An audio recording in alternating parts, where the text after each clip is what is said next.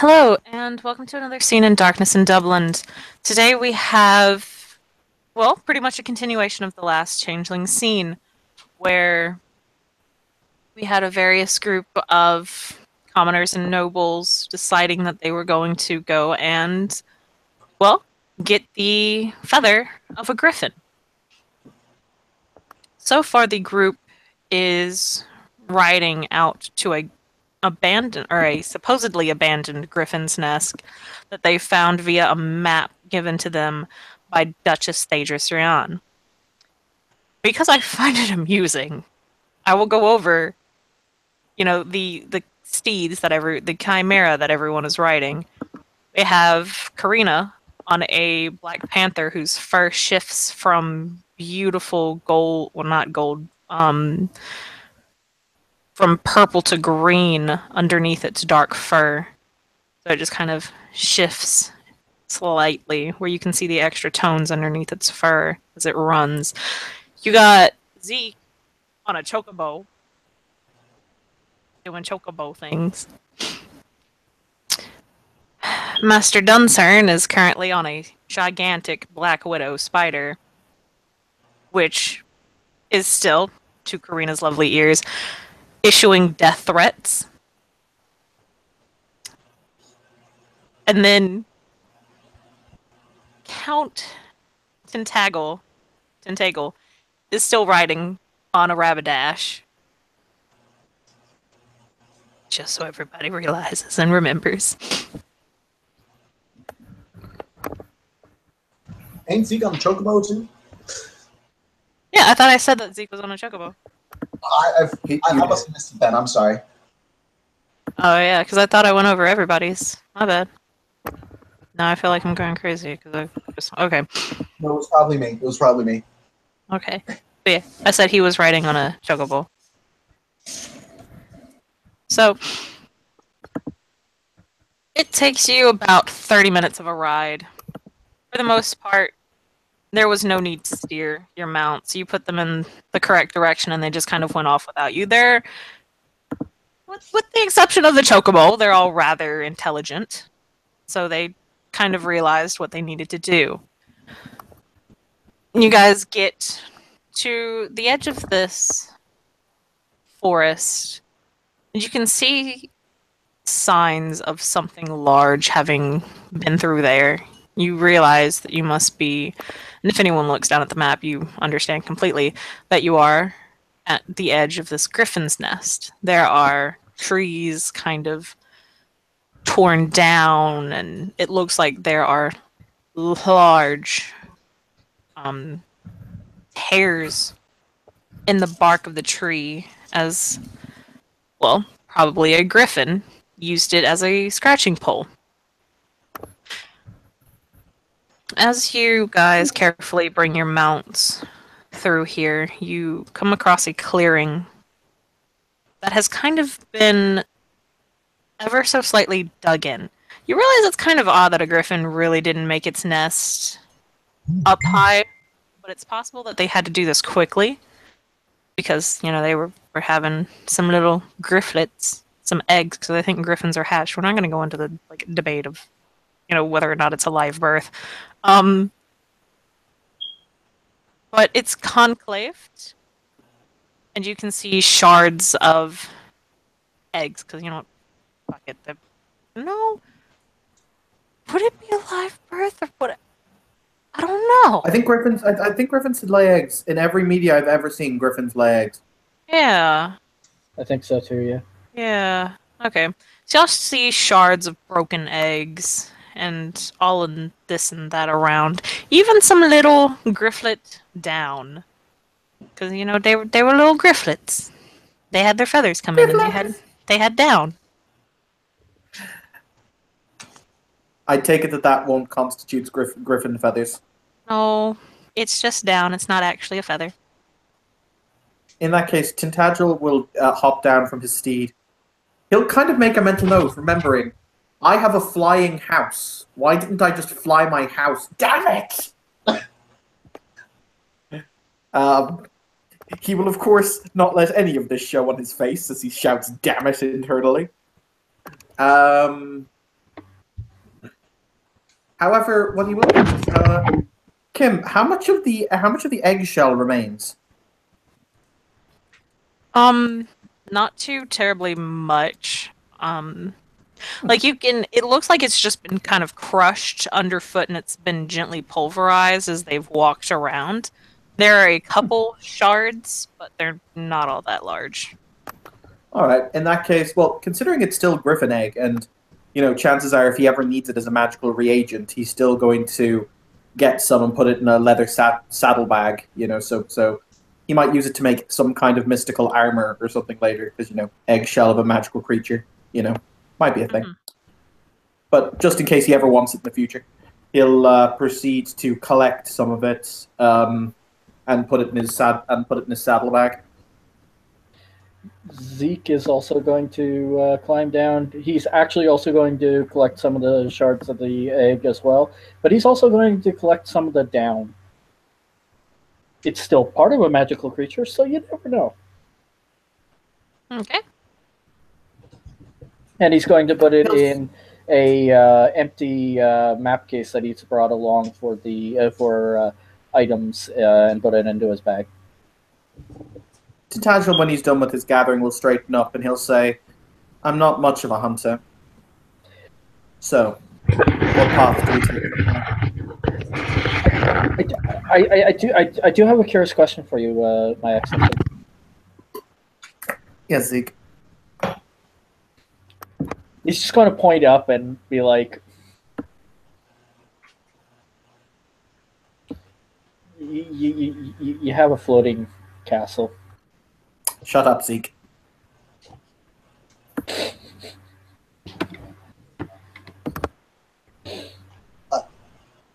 If it means anything, I just thought we wanted the bitch and mouse.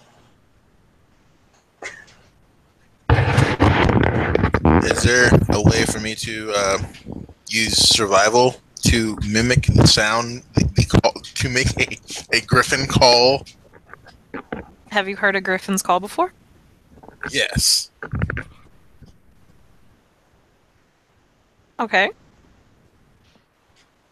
You can. I never thought I'd hear these two in conjunction, but a manipulation subterfuge. Or that, manipulation survival, not subterfuge. Ooh, that's a cool dice pool.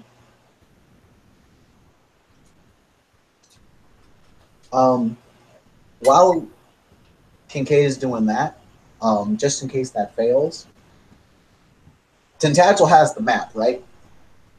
Correct. Karina will request to see the map. He'll remove the map from his saddlebag and he'll kind of throw it at you in the map case. As he'll also he'll take out a telescope and he'll basically and look through it as he scans the open sky around us. She'll say, "Thank you, Your Excellency." And Kim. What's up? Karina has a gray mare of 3 and a survival of 2. Could she, considering you said how detailed the map was, is there any way she could deduce some of the more logical places these griffins could be? Yes. Cool. And survival? Yeah. Okay.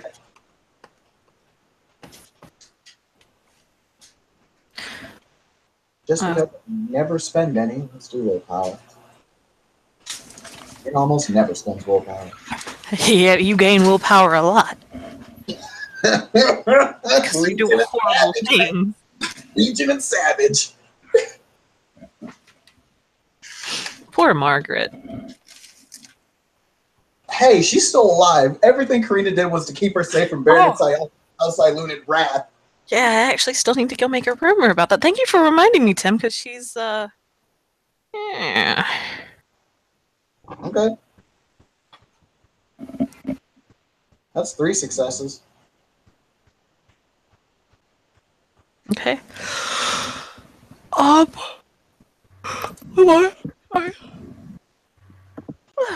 Okay, my bad about that.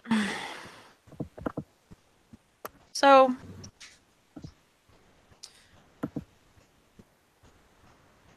You managed to, you really think about it for a while because this griffin's nest was not really an ideal location. It was not even a good location.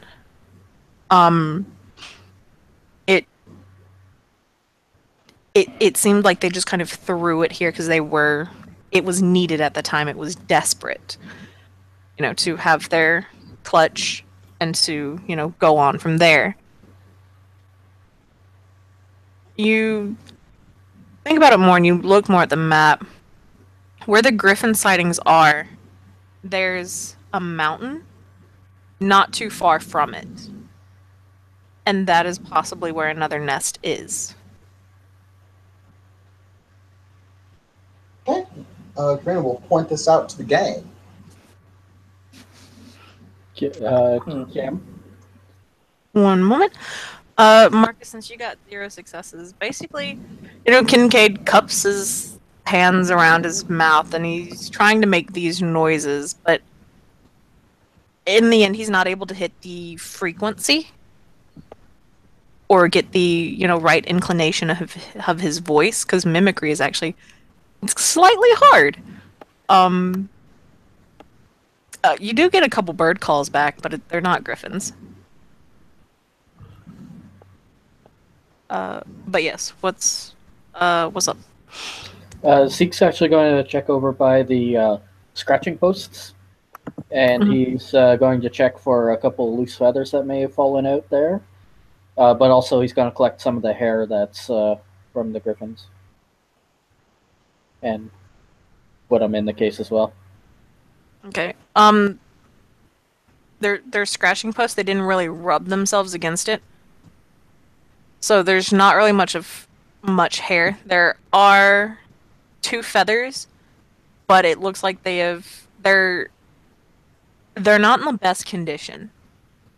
It looks like they've been out here for a while and they've weathered it. They're kind of halfway stuck in the ground. They're bent. Just kind of all over the place, but they are feathers. But not the greatest. I'm going to collect them Okay. Tintagel will walk over when he hears that they're feathers. Kim, let's rock into like Greymere, maybe? Or would it be into like Greymere Internet Crafts to see if this would be suitable? You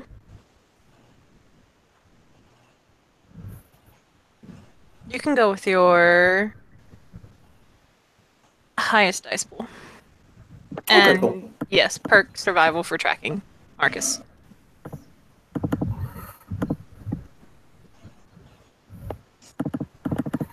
If it's a craftsman role, then his master craftsman would kick in, I think.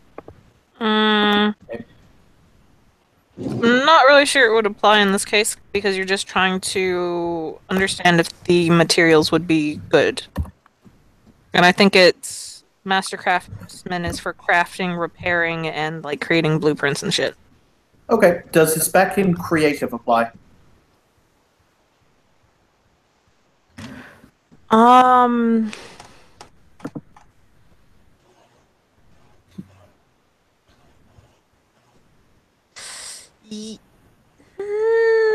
We're gonna go with a yes simply because you're trying to find creative ways to use these dirty ass looking feathers. Okay, for the record, I did roll an ST rule, so I'll switch over after this dice roll. But that's 1, 2, 3, 4, 5, 6, 7, 8, 9 successes. Just 1 or 2. Okay. The feathers you've collected are usable and yeah, Marcus, that's fine. They're okay. They are the lowest quality that you could have gotten.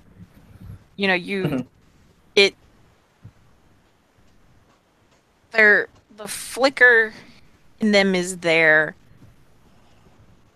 but it's not as strong as it could be. You feel like your work would be lessened if you kind of used this instead of a magnificent, beautiful feather that was, that hadn't been in the ground for who knows how long and covered in dirt. and trampled on. He'll look down at them and he'll say to Zeke, "These will not be acceptable. However, keep them in case we have another project that doesn't require such exact work later." Yeah, that's why I said Zeke was still collecting them nonetheless. Okay. You do see him very carefully removing them so that they don't get further damaged. He's really careful about it. He'll contemplate and he'll say, "We might be able to revivify something out of them later. Or they might be useful in alchemy, perhaps. That isn't such an exact science." Actually, Kim, that raises a good point. If the item we were trying to create would be destroyed by it anyway, like if it was to be mixed into something alchemical, that might be a good use for them. If we were to say mix them into a potion as opposed to something physical, if you get me. Yeah. Like, it wouldn't be as potent as an effect, but it would still be, I mean, that's still a griffin feather, so. Cool. Zeke would also point out that they could be useful if they are the absolute only ones we can get. Yep. He will walk back to the group, kind of, brushing himself down. He'll take a swig out of a canteen, once again in his saddlebag, and replace it before he says, "Well then, Master Hunters, where to from here?"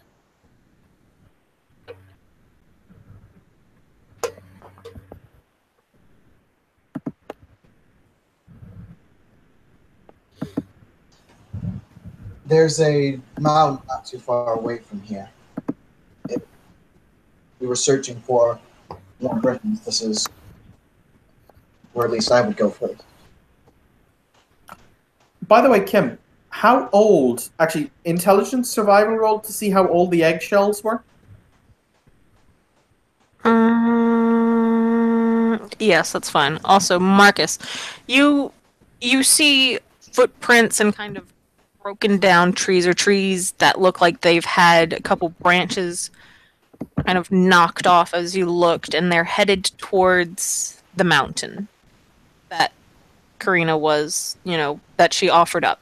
And yeah, there's a big ass mountain in the, way off in the thing, because you can see mountains from like forever freaking distance. I assume Kim, anyway. I haven't really seen mountains, but yes.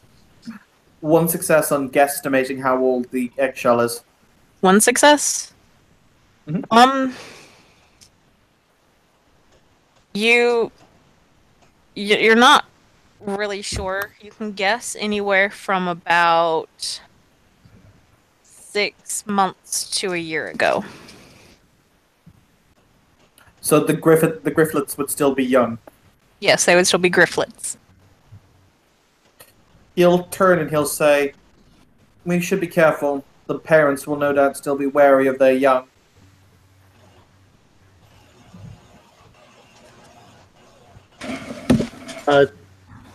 Kimberly?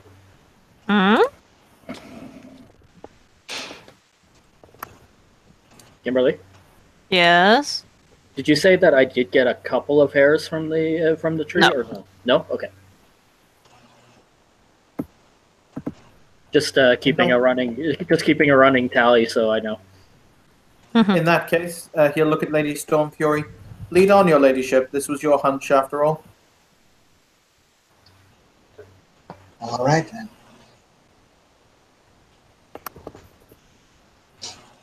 She'll look down to the tiger, or panther.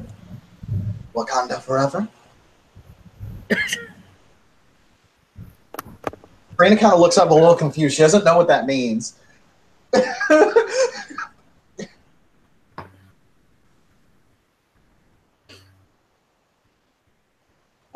Anyway, yeah, the squad will start moving on out. Okay. Squad heading out. Go. So, you guys make it halfway or so towards the mountain. You're making decent progress when all of a sudden you're kind of stopped.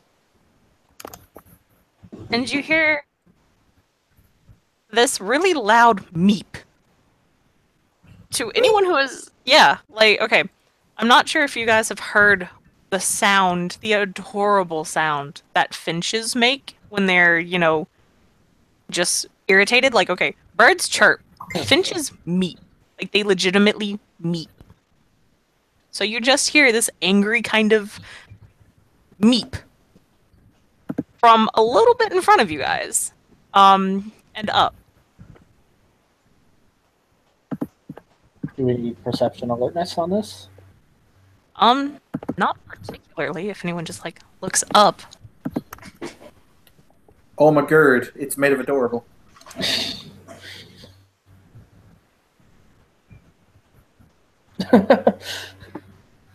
That is quite adorable.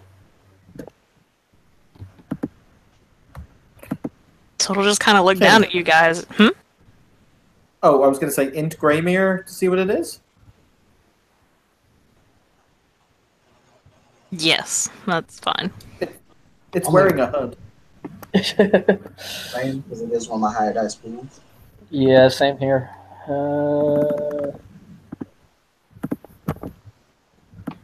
Ooh, a straight fail.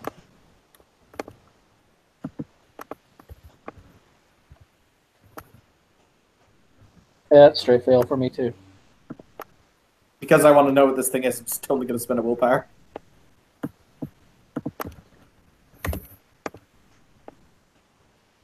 Oh, wow. 7 successes, Kim. Tell me this thing's life story. Is Kincaid going to be rolling?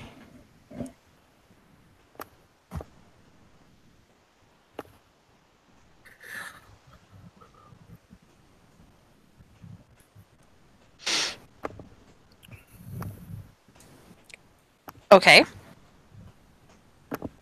So the only one who got successes. These are. I can't think of a name. I don't want to say mutants, but these are pretty much. They're not oracles. They're not seers. At the end of the day, they're just, small chimera. They do travel a lot, though, and they have their own kind of quote-unquote form of, like, seeing into the futures. A lot of people just kind of go and talk to them to just see what they can learn. But they're very irritable. And while they do resemble finches, and finches are known to be highly sociable creatures that really like to be in groups together, these are not so sociable, and they really don't like people encroaching on what they deem as their territory. How big is it, Kim? It's very tiny. Oh. Alright. So, in my knowledge of it, as I say, I got like 7 or 8 successes. How does one approach it? I mean, it's the same way you really approach any kind of chimerical creature. Try to be a little bit respectful. Especially now that you're kind of encroaching on its territory, but it's kind of hilarious because they're so tiny. Can Karina... You look up and...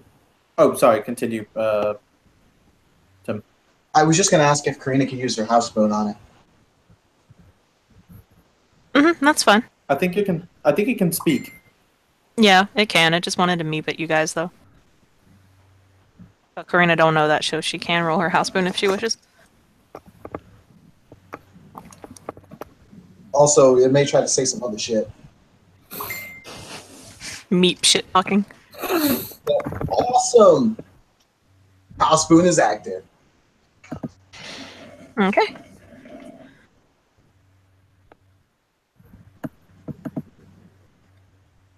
Looking up the bird, do their species have a name?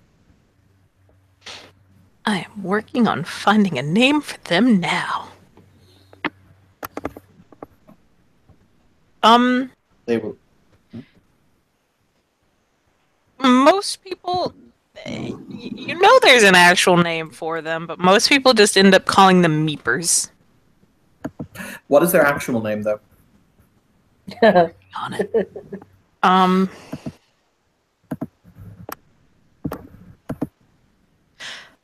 Asia. He will look up and he will say, "Ah, Master Asia, we did not know that this was your territory. Our apologies."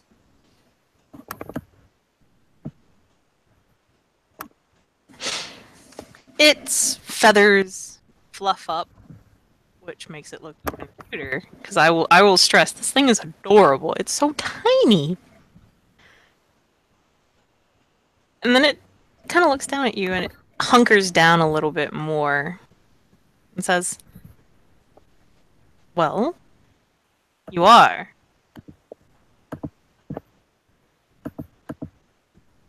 Is there a reason as to why you are here?"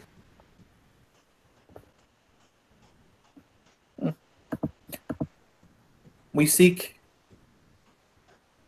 We're looking for Griffin, Master Asian.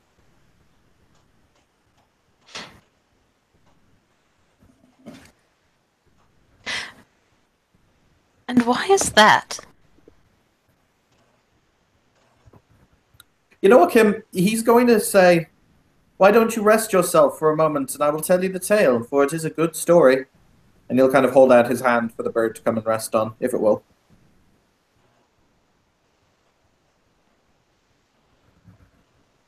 It. There's some slight side eye, but it does kind of fly over and then perch itself on your finger. What he's going to do is he's actually going to transfer it so it's perched on his shoulder, on one of the whatchamacallit, one of the side points of his overcoat of his armor, and he'll say, "We are searching for Griffin in order so that we may find a mystical cure-all for a friend of ours who is in deepest and direst need."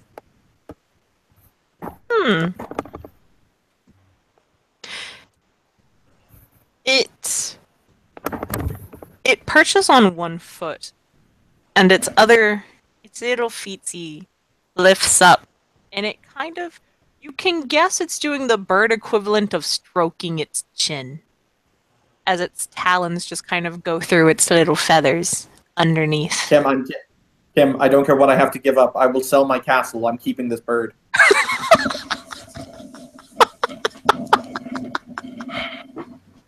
And I'm possibly stealing a grifflet, but that's neither here nor there. Jesus Christ. We'll see what we'll get to that bridge when we get there.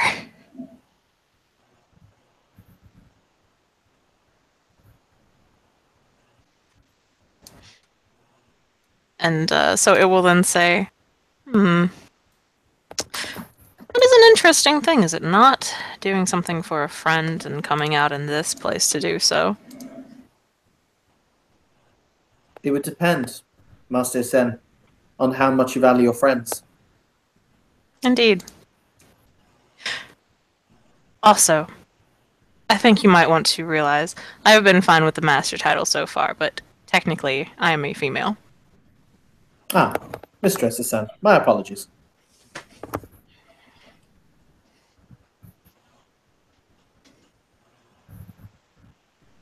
Indeed. He's gonna kick his horse, so it's not galloping, but it's walking.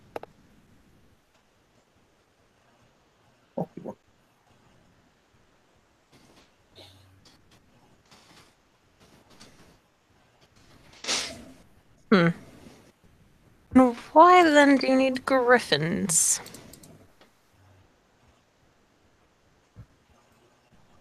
He'll stroke his chin. This girl, Mistress Cece, she used to be able to fly like you do, free as a bird. However, her wings were ripped from her. I'm sure you would understand how much of freedom you lose when you can no longer fly, or if you could no longer fly. So, I'm making her new wings.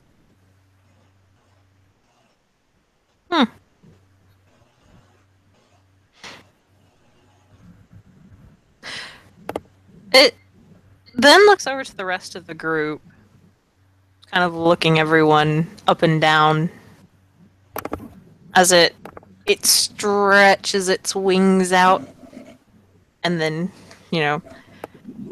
returns them back against its body and says, What about the rest of you?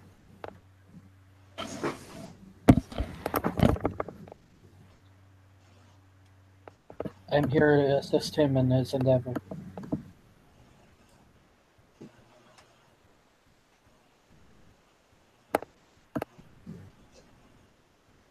I am also here to help. Though it is good to see such vibrant animals in the forest still kicking about.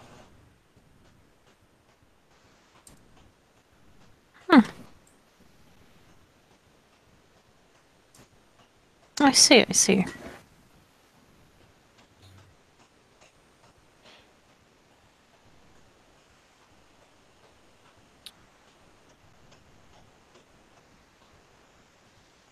I still wish something, though, for you and your group coming into my territory.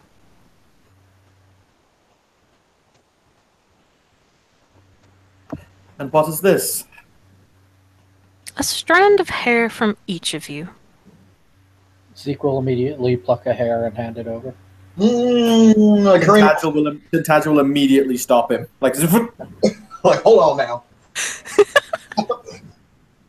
oh, no. He will look at the bird and say, "You require a strand of hair from each of us. That is what you Indeed. desire?" Yes. I have a nest, and I like the color of some of your hair. So you require a strand of hair from each of us, and you will allow us on our way. Yes. Will you bless our mission, though? Hmm.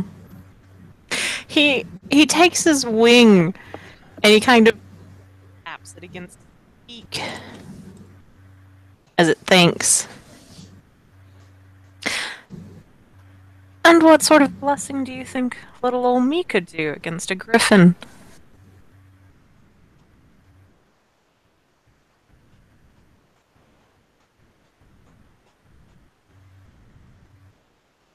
After all, I am so tiny. My blessings must be tiny as well, no doubt. However, I'm led to understand that you possess the gift of prophecy. So, if you tell us how we may achieve our goals and walk away with the best possible outcome, in that case, surely that would be a suitable blessing for a hair for a hair given by each of us.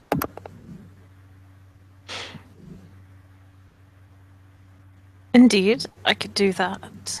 But at the same time, the hair was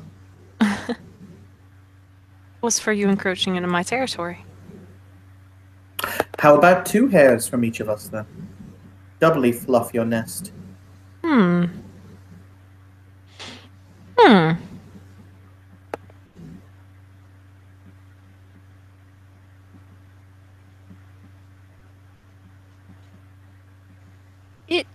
It kind of runs its talons through its little feathers again, kind of stroking its non-existent bird beard. This is agreeable. Swear it before the dreaming. Oh, this thing. Yes. It's quite a shame, really. Actually, No, you go. no, by all means, please continue. No. No, I insist. He will say, actually, it does seem to be a rather good deal, don't you agree? A hair given by each, 2 hairs given by each of us in exchange for that seems reasonable.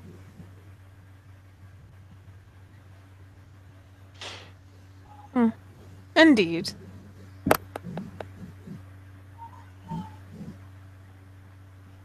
It it flies up and it just sits on your head for a moment. Kind of looks around, just kind of nods its head yes. It lifts its wings up and it preens a feather momentarily before it flies over to Karina and perches itself on her shoulder.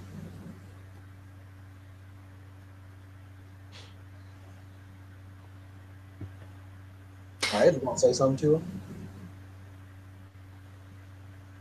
him? To make sure I get this right, you're wearing the colors of House Eason, correct? She does have the symbol at least on her. Okay. The colors are ironically terrible for hunting. It's like purple and gold. Yeah, kind. Right? So it will lean down and peck at the heraldry that you have and say, I've seen many come into this forest bearing that symbol. Really? Indeed. Do they come out? Occasionally. Do we search for something here? Everyone always searches for something here. Why else would they be this far into the dreaming? This is true.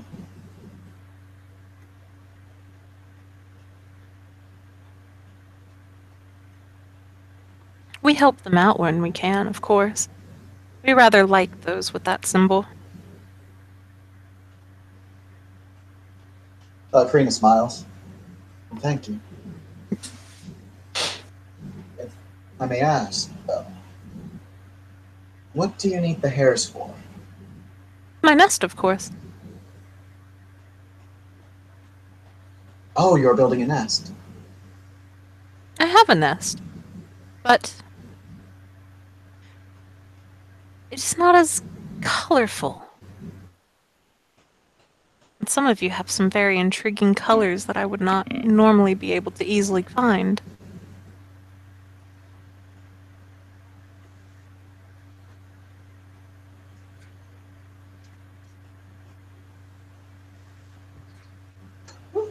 Karina nods and says, very well done, I find that agreeable.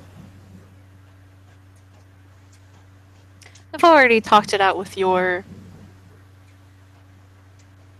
other pointy-eared friend over there, kind of motioning with a wing over towards Tentagle, there we go, and says, 2 strands of hair from each of you, for both allowing you to come through my territory, and for giving you a blessing against the griffin.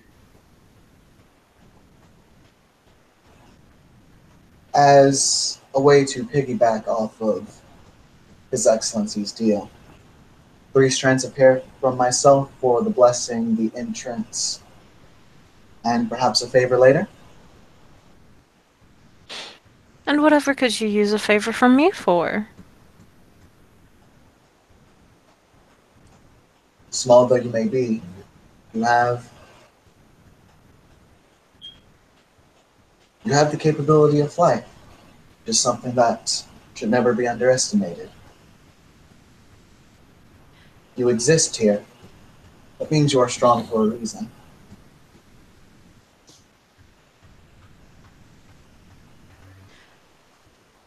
I suppose you are correct. But a favor like that is worth more than a strand of hair.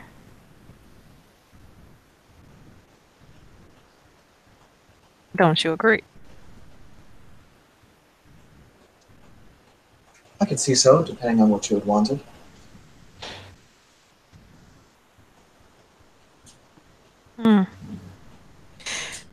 Karina, what all do you have on you? She does have her bow, some arrows, a knife. She's wearing some very, very basic chimerical leather armor. Mechanically, it's pretty much just female. Mhm.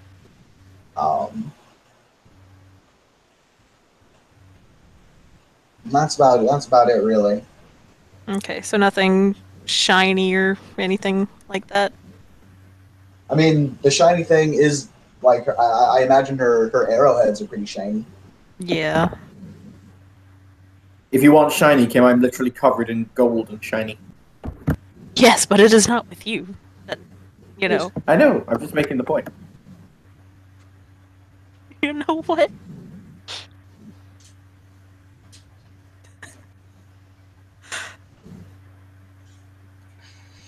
Okay, one moment. Okay, so Marcus, A, welcome back. B, is that to figure out what this creature is? Yes. Okay. With 4 successes, you know that this is. Oh, God, I forgot what I named the species. Isaiah. Asea, yes. They are small little birds that bear a striking resemblance to finches. But they are not finches. They are not as sociable with others of their kind, I should add, as finches are, because oh my god, you pretty much have to get more than one finch just so they can like meep together. Their meeps are fucking adorable, by the way. Um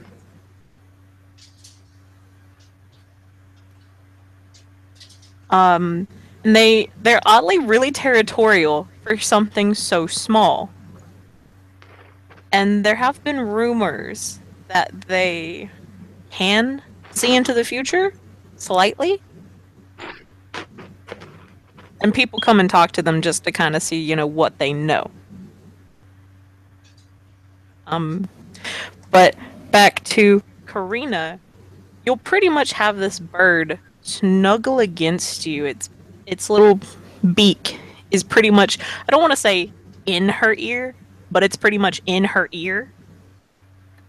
As the bird will not, speak, it will meet to Karina and say, "Your friend has a lot of shiny objects. I want one. In exchange, you will have a favor owed."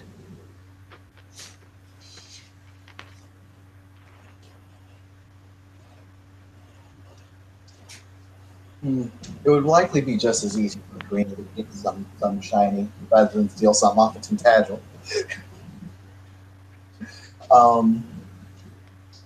Karina will look over well, she won't look over because pretty much said the Isaiah is like in her ear at this point. Will respond, unfortunately those are not mine to give. However, this does mean that if I were to supply you with something shiny, you would find that agreeable. Yes. I will keep this in mind then. I am around these forests quite often. Whenever you have the shiny, then you will have the favor owed. Understood. It hops away again, kind of nods agreeably, wipes its beak off a little bit because it did kind of. There's probably a little bit of earwax. And then it flies. I would like to say she don't have earwax. What do you mean, Sheeta? What? Earwax is unsightly. You can't really stop your ears from producing earwax. Watch as she do it. Watch. Okay. To be fair, this is Karina. This is a different she was probably a little bit. I was about to say, I was like, I might accept that argument from literally any other she.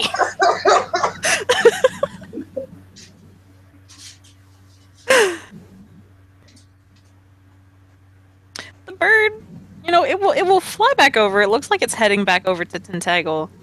It kind of stops and it flutters in front of Marcus's character for a moment, realizes I am a small, meeping bird. That is a really, angry ass looking red cap. I'm gonna just keep flying on. And it flies back over to Tentagle and rests on his shoulder. Marcus, by the way, just so you know, because you weren't here for the negotiations, the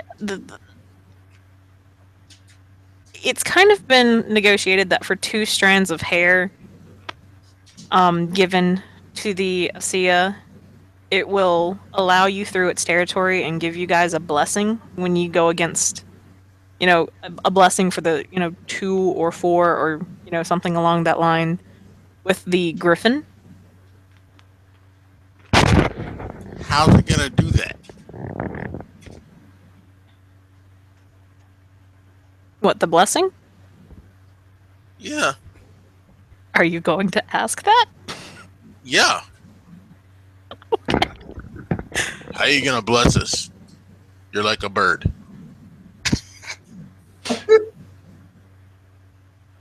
Yes, I am like a bird. And you are like an angry little red person.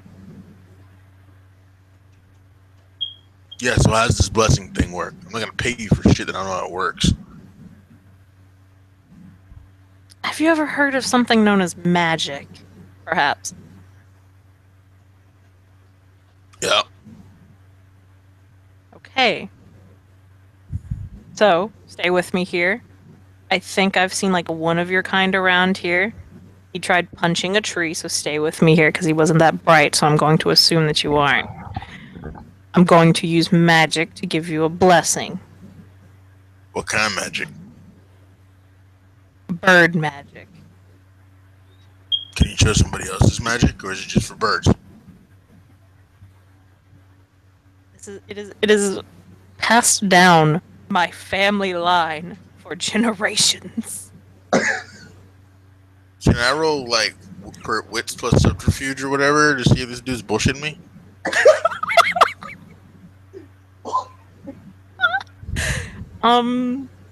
I believe that is a perception empathy. But To see lying and detecting lies. Yeah, to see if the bird is bullshitting you. Perception empathying the bird. I'm gonna be right back. Karina has one other question to ask it. Shall I just ask it now so it's in everyone's mind? Yeah, that's fine. Okay, Karina's next question was going to be, they have the hair strand to guarantee going into the territory. Does that also extend to leaving the territory unharmed? Yeah, I actually wrote saying that to Evan's character in the side chats. Okay, my bad. I didn't see that.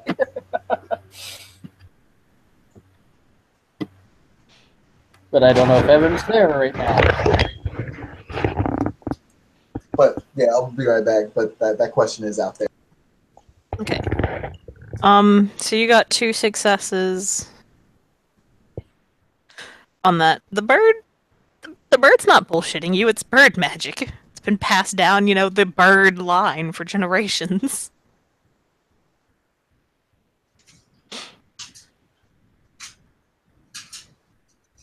So like, only birds can do this. I mean, only a bird can do bird magic. It is bird magic. Are you fucking serious? It's really called bird magic. It is what I call it. Close enough. You can't. It has a special word in my language, but you don't understand my language. Bird magic. It Okay. begins to just meep at you angrily, and okay. Finches have the most adorable, like heart melting little meep meep meep meep meep, and it just starts meeping at you for a short period of time, and then it stops. What do all that mean?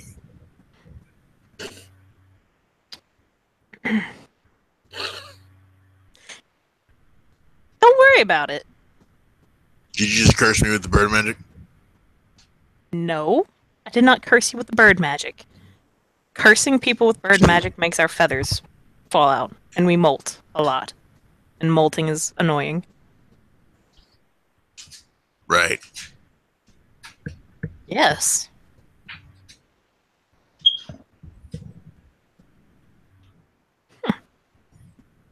I What's really the do not. spider doing? Has it tried to throw me off yet? The spider is angrily just kind of, because I believe everyone was still walking. So the spider's going along with it, but the spider is still pissed. But I scared it, so it does what I say. To a point. It'll let me ride it and do what I say for a bit. Slightly. I get it. I get it. For the moment, it hasn't turned you off yet.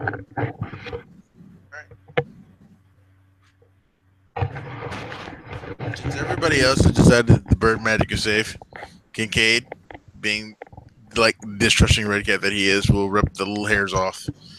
And here.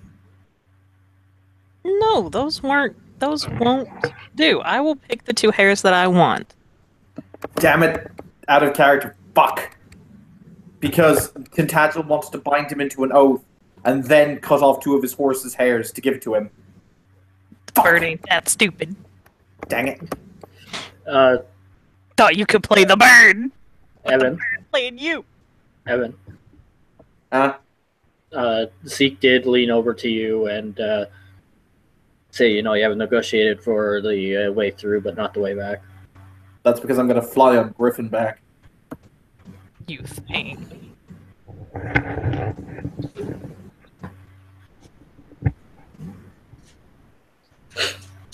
He is. As long as you can take the hairs, you can have them.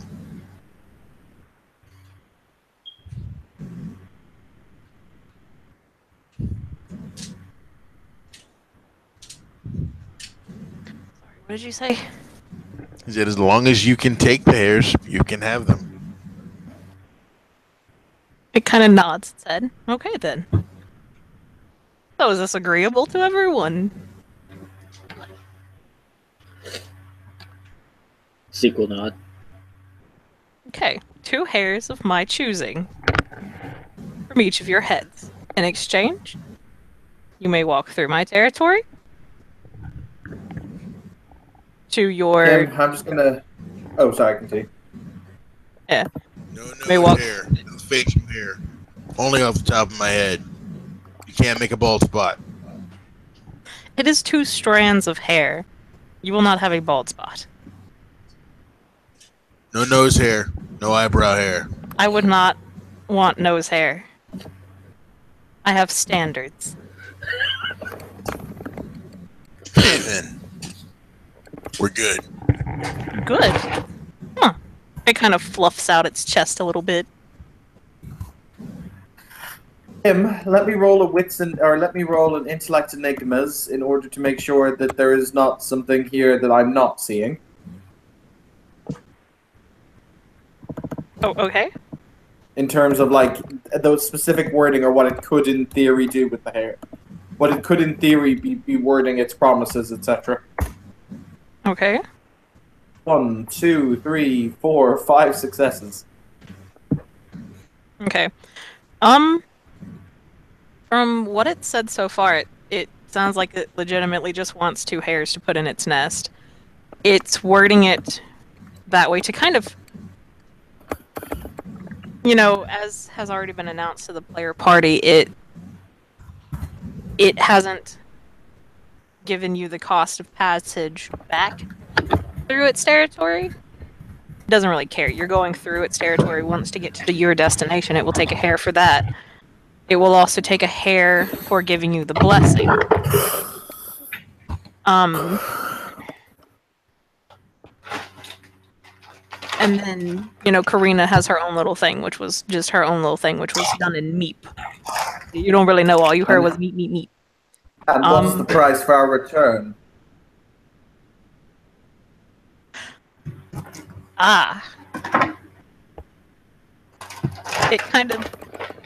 It defluffs a little bit.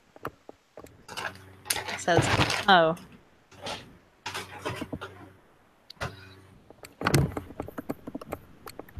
I did not expect you to catch that, even though your friend over there announced it.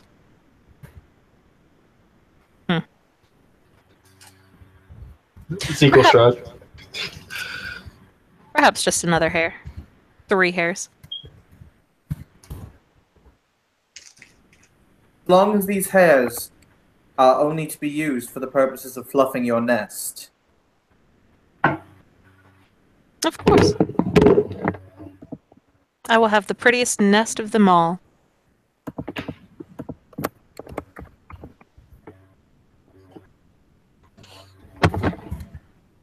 I am not malicious, you know. That's further on down the road. We call him Old Man Grumps. He is mean and tries to shoot at us.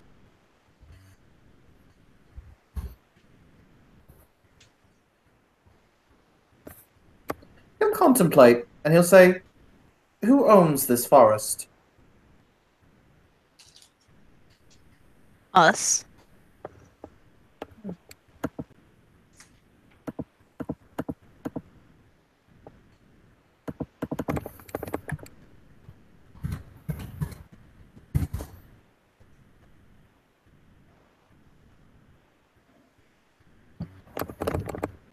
He'll nod.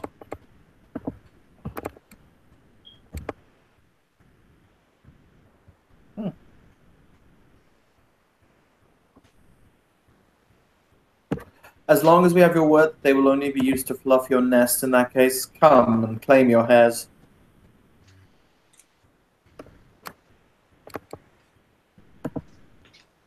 One moment, replying to a text to a friend. It's rather urgent, sorry. Take your time.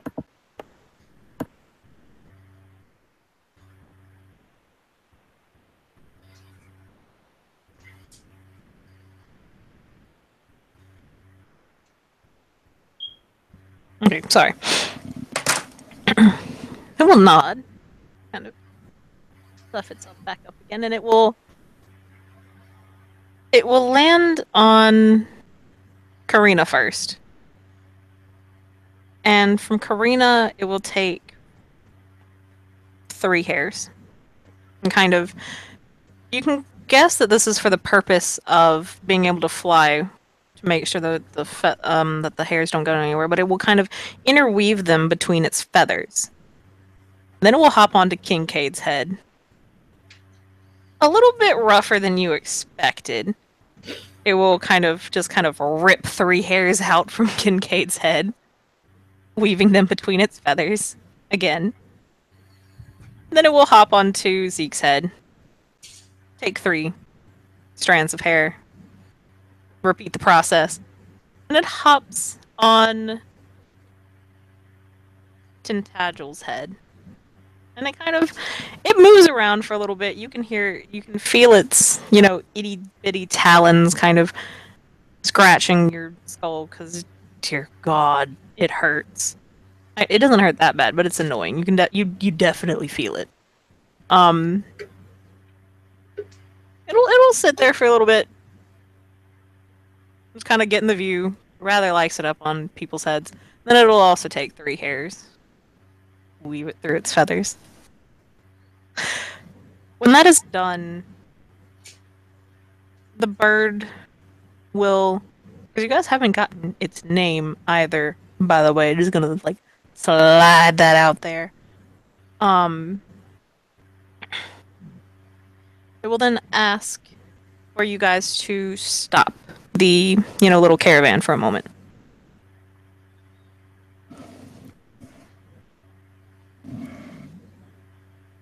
Whoa, Nelly. We'll stop.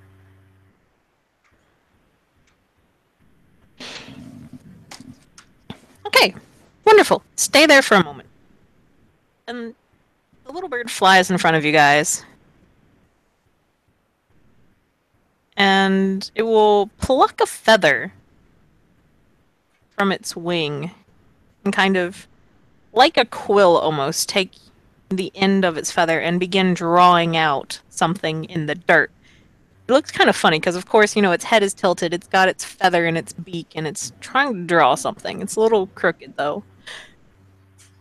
When it's finished, you see an odd rune that you've never really seen before, and it's rather small because this bird is, at the end of the day, also small. And it will place... It's pretty much a whole bunch of interconnected circles. And in the middlemost circle, or the centermost circle, it will stab its feather into the ground. There is a small flourish of light as the bird hops around and meeps. Again, probably chanting something, as you guys can guess.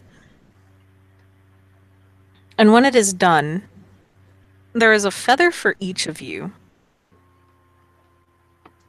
It will pick up these feathers, and they each glow gently in the light with a warm golden glow. It's not too terribly bright, but it is noticeable. And it will fly back onto everyone's head, one at a time, of course, and stick this feather in your hair. And then it will fly forward in front of you guys and, kind of look you all over with approving looks and nods as it has done its handiwork. And we'll fly back on to Tintagel's pauldron and sit there.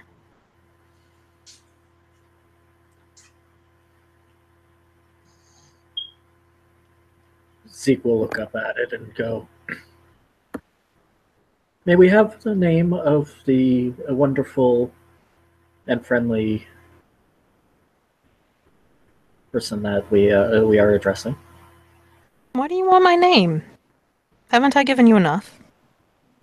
Well, it's nice to know who we're communicating with. I mean, to be fair, I do not know your name either. If you wish it, I will gladly exchange it with you. Sure.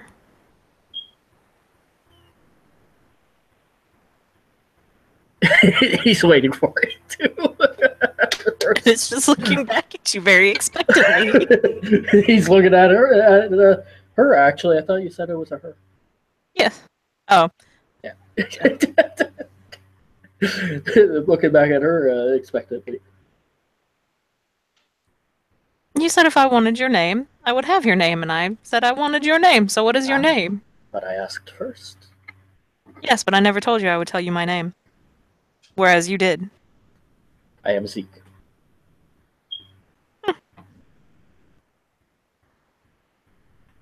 Okay.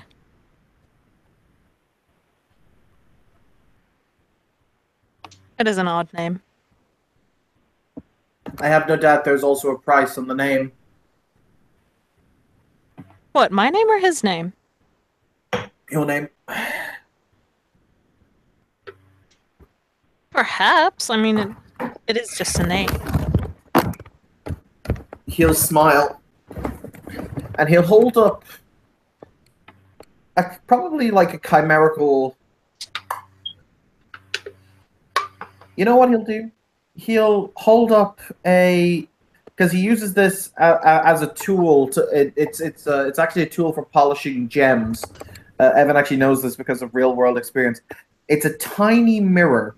It's about the size of your thumb. That basically used to get contrast to the back when you're polishing tiny gems. And he'll show the finch, or it is a finch, whatever it is, its face in the mirror. Knowing that birds very much like to view their own reflections. Oh, yes, they fucking do. So he'll hold it up so that the bird can see its reflection.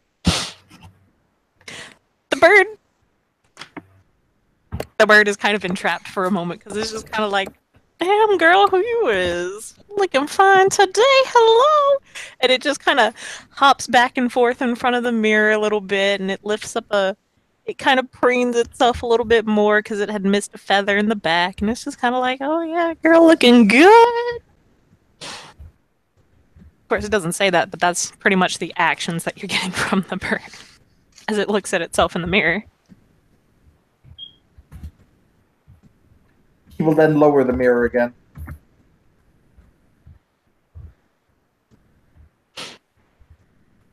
Aw. What is that little thing? That is a mirror. And As I say, it's very small, it's very light. He'll say, "If you tell me your name, you may have it." Hmm. Hmm. Fine. Fine, fine, fine, fine. Fine. It will meep once, because you didn't say in which language to tell you the name. Karina got the name. True enough, Karina did. What name out of character? The name of the bird. Zui. Okay, because Tim didn't remember getting any name. No, it had meeped, but of course you can understand what the meep meant. And so in meep language, it was saying Zui. The girl's name is Zui. Rude. She shrugs. He will smile as he holds up the tiny mirror. It'll grab the mirror in one talon or one hand. I'm gonna call it a hand. And just kind of look at itself in the mirror and then just kind of wave it around. If it helps, he also has a hand mirror for when we meet the Griffins. I'm a she. Do you honestly expect... Okay, I'm a she who, unlike Karina, gives a damn about my appearance. Do you honestly think I leave anywhere without a hand mirror? Got that compact though. Ain't ashy. I fucking love it. As contrasted by. It's like two polar opposites. You mean like what me? No, me and Evan don't play the polar opposites that often. Like minor polar opposites here, at least in appearance. Yeah. Wait, what shovel? When did he get a shovel?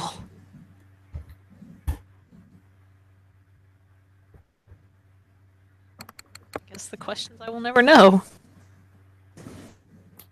Okay, so about by this point you're a lot closer to the mountain than you were previously. A lot closer to the mountain. The bird, Zui will kind of say, "Okay, well, it was fun getting to talk to you all. Great doing, I don't know, wasn't exactly business. But yes."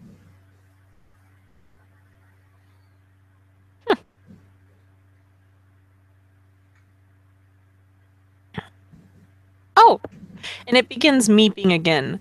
Karina, it's talking to you, and she's saying, whenever you have the shiny, just come back into her territory, because you know where to find her now, and she will show up to do the deal. She nods.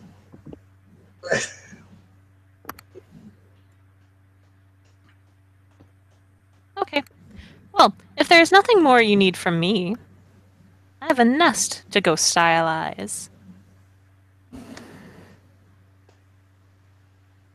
Zeke will wave. It will wave.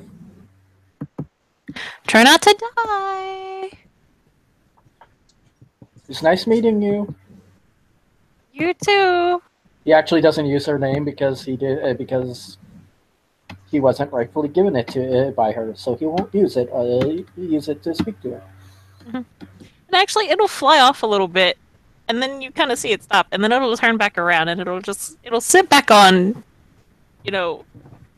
where it was previously on Tintagel's pauldron, and say, "I'm kind of curious now. What are the rest of your names?"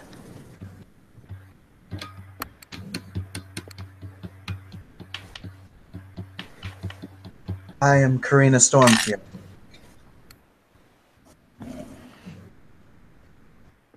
Tintagel Flicker Flame.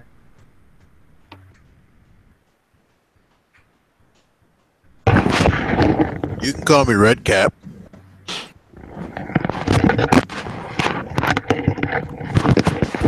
But that is not a name. No, it's not. Come on, I have been nothing more than cordial. I just want to know your name.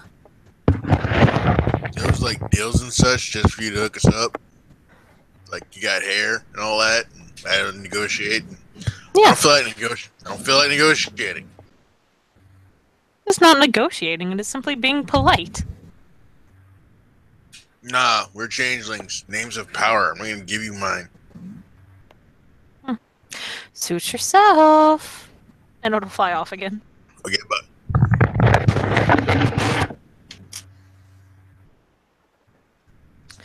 So you guys are at the base of the mountain now.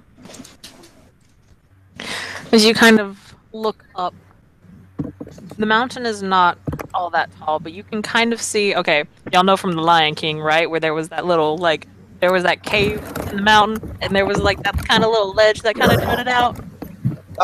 So wait. Yeah. Yes. There's one of those, and there are deep score marks. Or deep score, yeah. Yeah, we're gonna call it that. In the stone. Y'all kind of figure that's probably where the griffins be at. Kim, What's is this up? one of those times when when one of those never used aspects of World of Darkness comes into play, where we actually have to climb?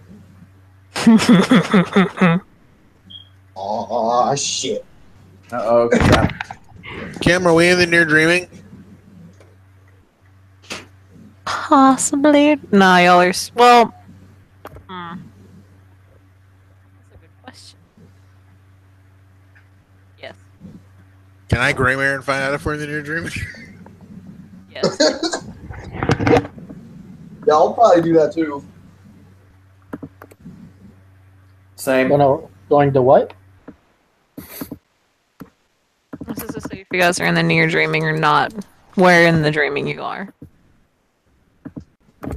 Then I laugh at you all and say, ha ha ha. But in actuality, you were in the deep dreaming. 1, 2, 3. 3 successes. Ha ha ha. What are we rolling? Intelligence, Greymere. One more. Kincaid got 4. I got nothing. Oh, the ones. Karina has 3.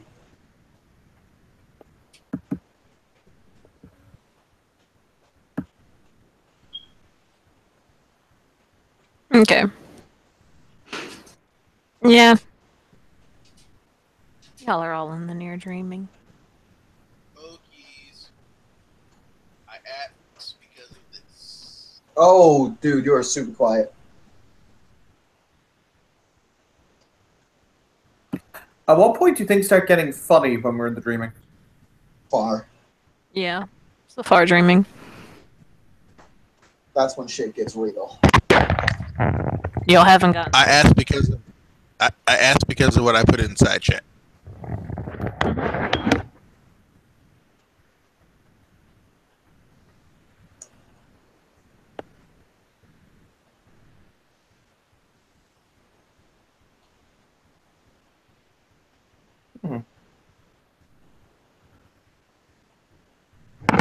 For reference, that's on page 300.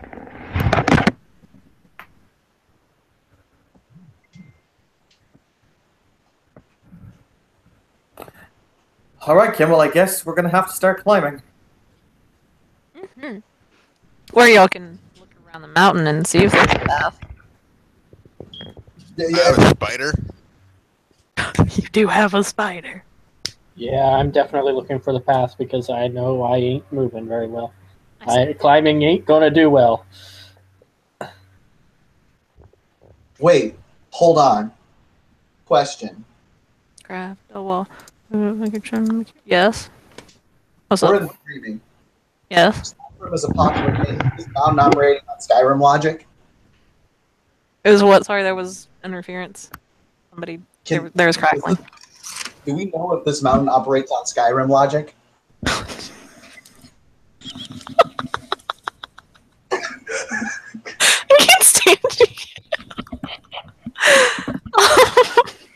I don't know. There's only one way to figure out if the mountain works on Skyrim logic.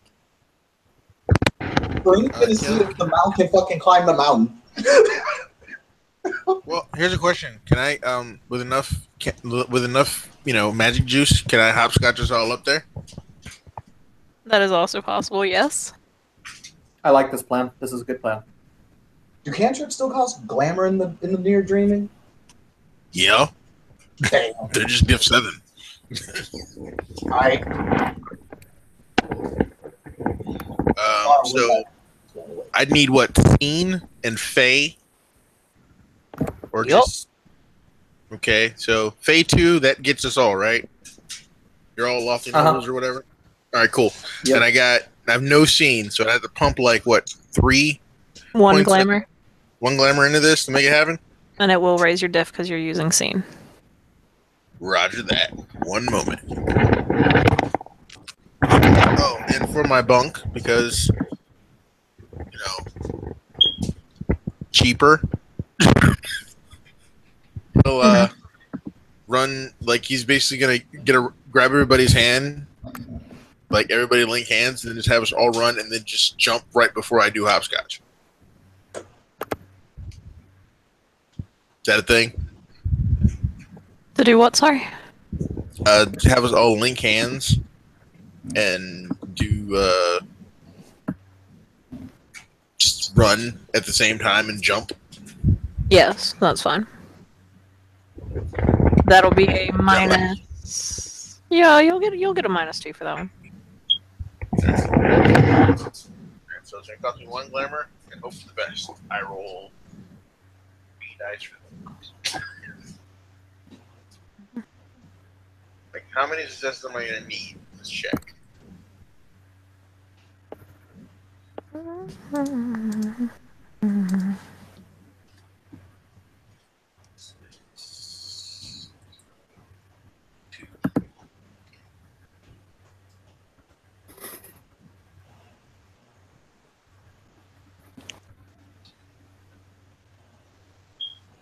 You're gonna need about 3 successes. Negative 5.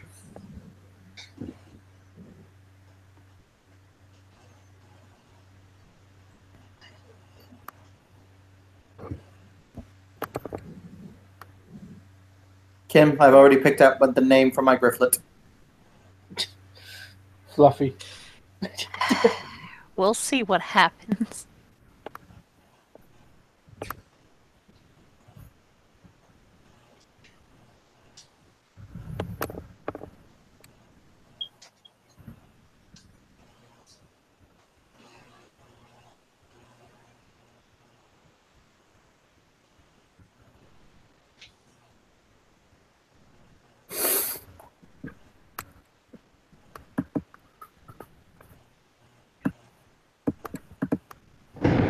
Only got 2. What happens?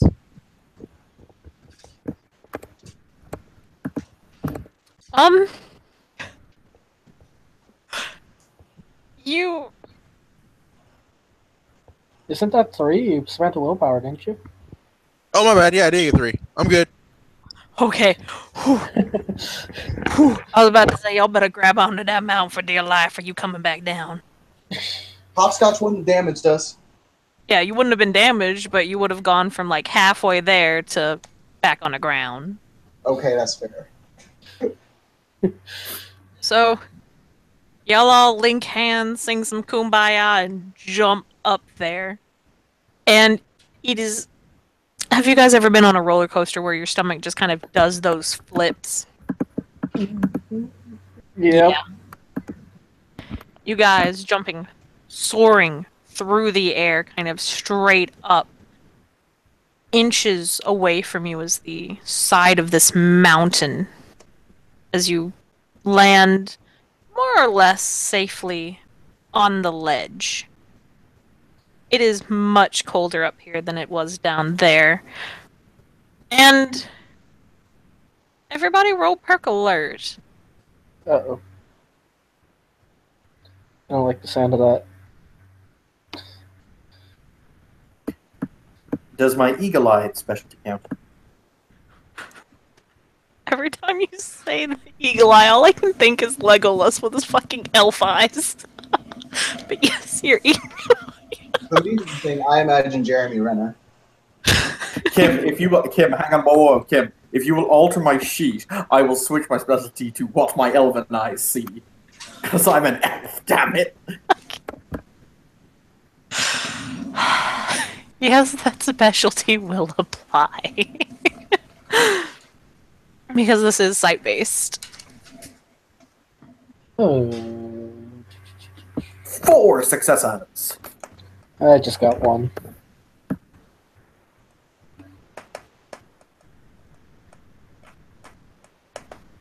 Oh, Okay. hey, I roll that too. Yes, if you don't mind. I'm a bad person. I got a single. Okay. That makes the two of us. And Mr. Lovely Kincaid? Oh wait, he already rolled earlier. No, that was for his cantrip. Mm-hmm.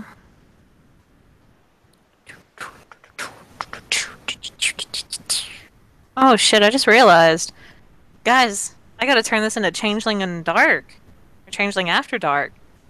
I forgot. This is dark.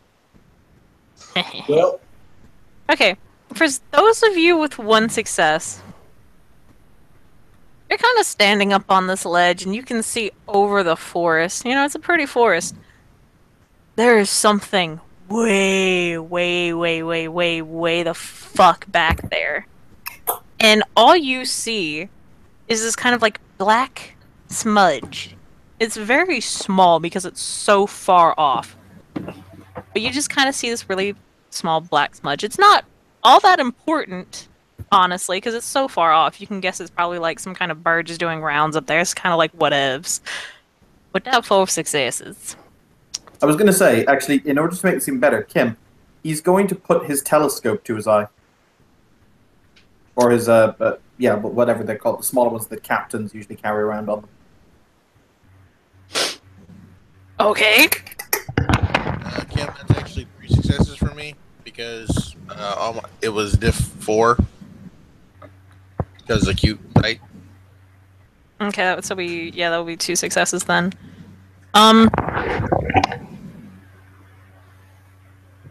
Okay. So, you know, those with 1 success just kind of see this black smudge way back out there. Like, I'm talking about the beginning of the forest. With 2 successes, that black smudge in the sky might be headed this way towards you guys, but you gotta remember, this is a pretty large forest. It could be going anywhere. You know, just the general direction of you guys is pretty vast up here. With 4 successes, looking through your little freaking telescope, that black smudge looks like a really, really... Okay, from so far off, it looks like a raven. But you realize that looks like a regular-sized raven through a telescope all the way at the beginning of this forest. There will be a It's sigh, pretty and he'll... big-ass raven. We have a rock, boys and girls.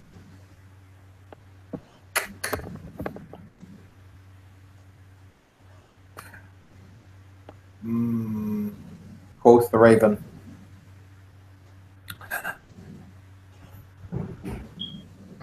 At that point, Kincaid will go, Raven, big ass bird.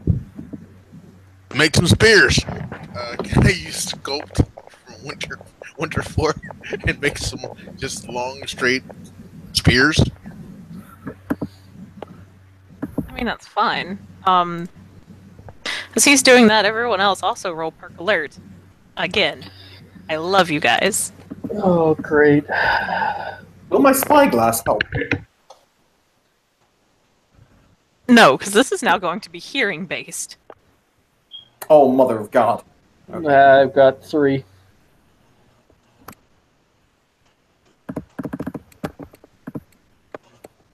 hey, there's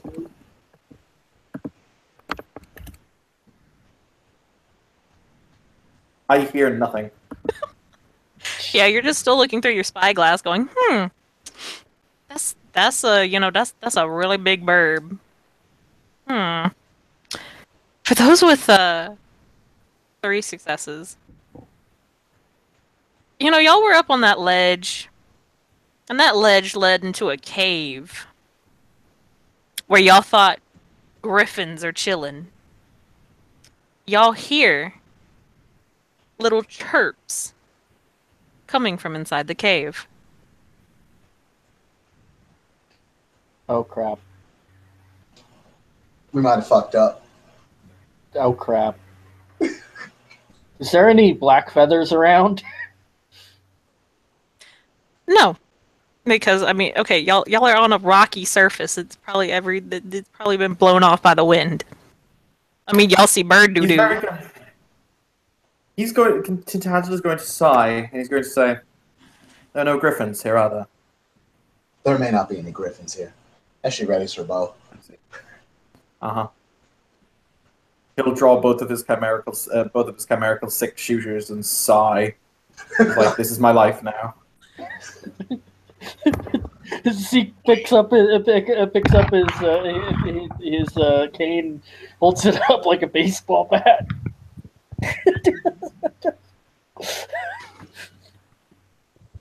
Wait, you mean there's no griffins? Damn it.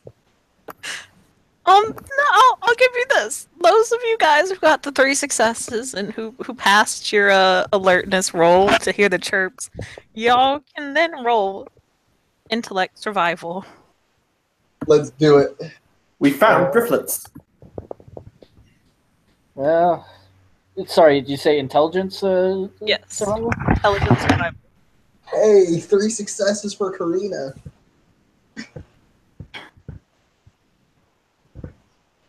It's 1 success for me. No, 2. Oh, wait, do you not have survival? Oh, it wouldn't matter. There's a 1 in there. I don't have survival. It's a +1, but Okay. but there is a 1, so I got 1. With 1 success, yeah, that's the chirp of, you know, some kind of young bird. With 3 successes, Karina, you've never heard a grifflet. You're probably guessing that's probably what a grifflet sounds like. Alright, so. There are grifflets back there. Which means we might be running defense. How about I go and you guys keep that thing off me? Fam. Because I got a cane. Hold up! I'm just trying to get it through my head. This fucking sheet just looking at the dude going, fail. Because Zeke looks straight up at them and goes, "Cause this isn't a baseball bat." Hey, look, it don't matter what kind of regal she this is still a black woman, and she's still gonna have some goddamn fucking sass. What? Okay, context? What I miss? Karina said fam for the first time to Zeke, who suggested going deeper into the cave to get the grifflets while we handled everything else. I approve of that. Congratulations, Lady Stormfury. Your sacrifice will be remembered. As he turns on his heel.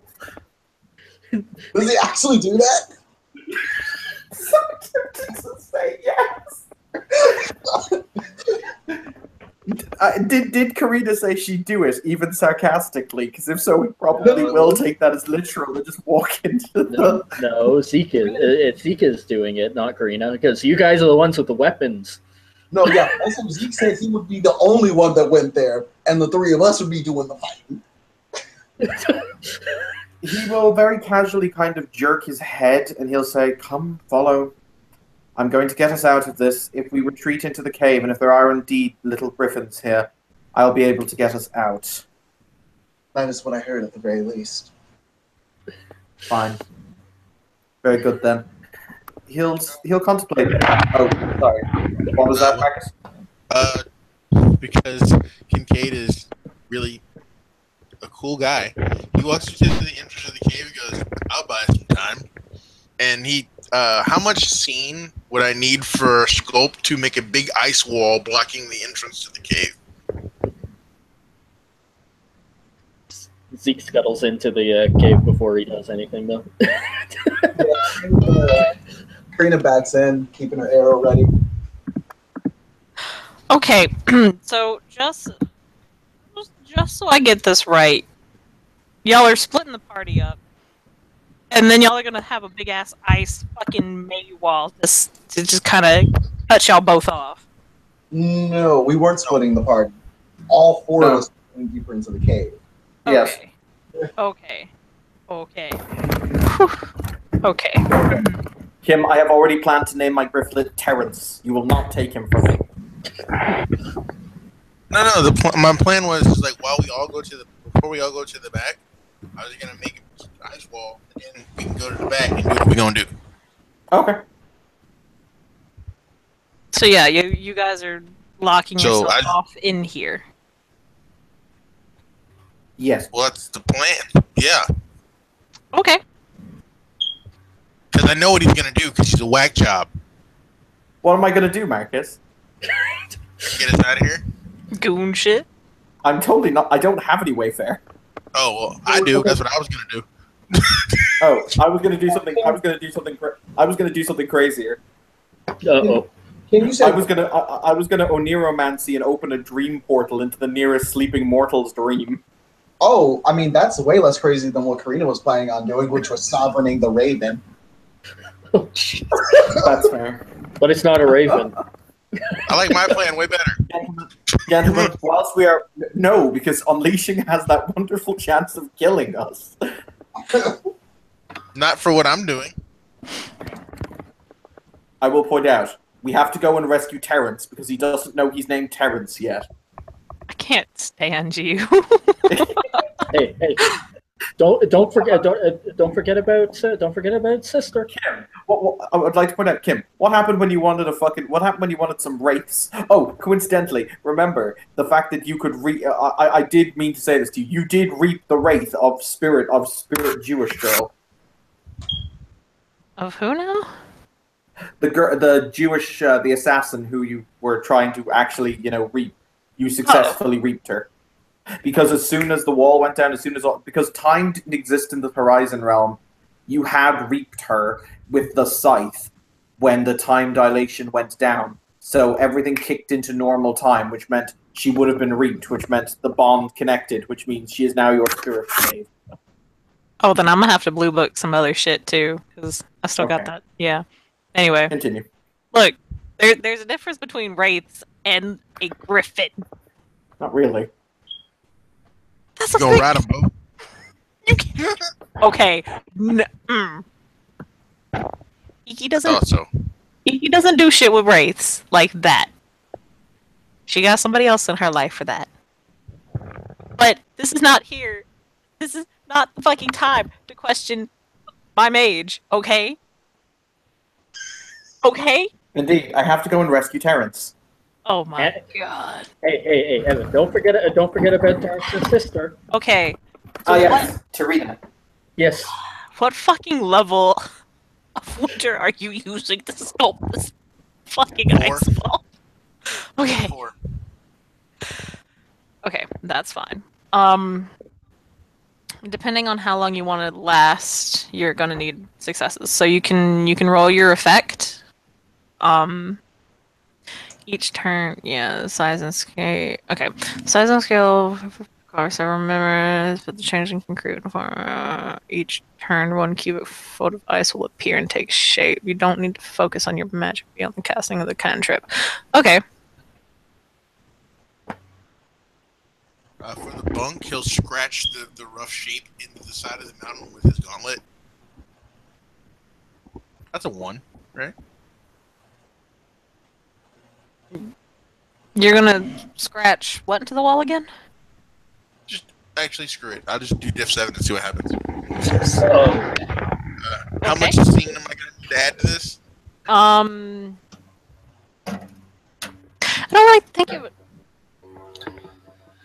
If it were much larger, you'd probably need to add scene, but considering you're just trying to build a small wall at the mouth of this cave, I don't think you're really gonna need it. So what's the realm needed? Nature, prop, what? Yeah, nature. Oh, I don't think we caught that, Kim. Oh, You said nature. Yeah, You said nature. Okay. Oh, hey, you get your affinity realm though. Yeah, I don't have any in nature, so I had to spend. So I got to spend what 2? Hold on, I gotta go down to the arts. I got to spend 3 actually, because it's weird. You always get spend for weird, right? I don't How think much they're gonna. glamour? How much glamour do you have though? Because you already spent quite a lot on Scottish I Sun. I actually only spent 1 for that. So if I spend 3, I'll have 1 left. Yeah, you just need nature 1. Also, are you moving your laptop around a lot? Yes, sorry. Okay.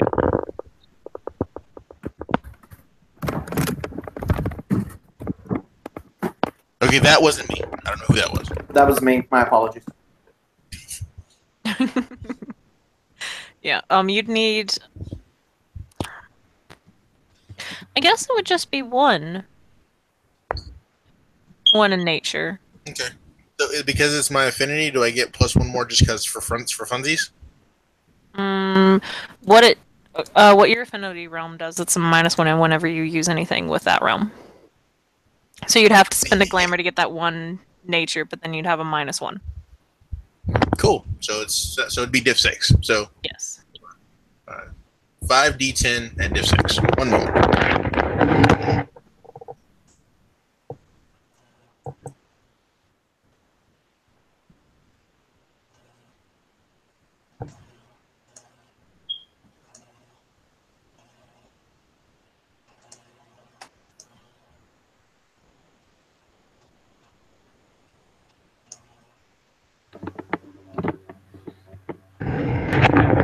I got 2 successes. Okay. It will take several turns in order to build it.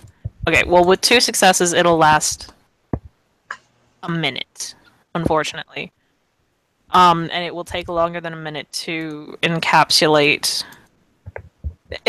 It'll block off like half of it to where, you can probably guess this giant bird will not be able to get in, but with just 2 successes, it will melt That's okay.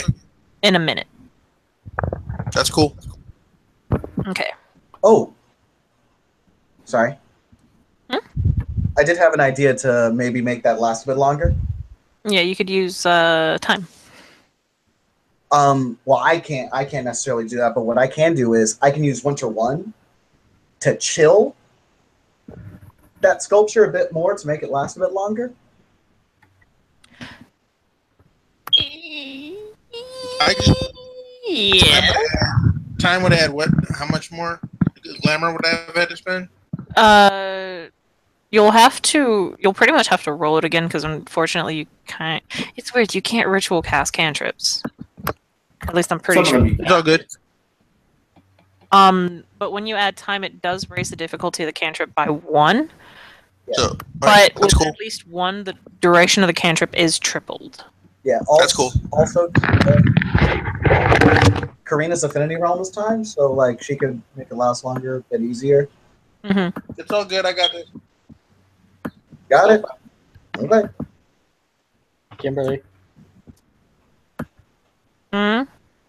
over Nope. So Marcus, is Kincaid doing the thing, or is Karina doing Yes. the? Okay. And Cable do the thing. If it helps, both Tintagel and I assume Tintagel and Zeke are currently jogging back through the cave. Yes, you guys are running back there. Roll me another perk alert. Okay. Yes.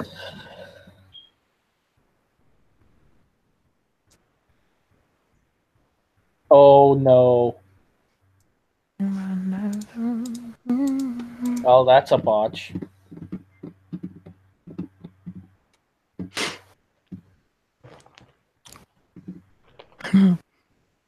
Okay.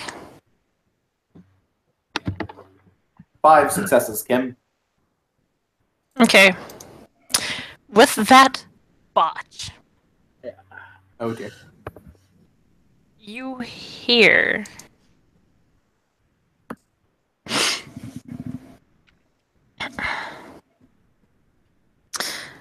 You hear scratching, unholy scratching on the walls. It sounds almost like shrieking. In fact, the more you listen in on it, it sounds like they're shrieking as someone is running long nails along the wall.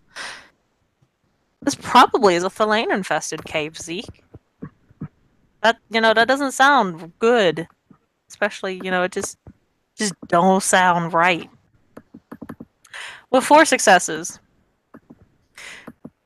you hear the little chirp, chirp, chirp, of these grifflets. Grifflets!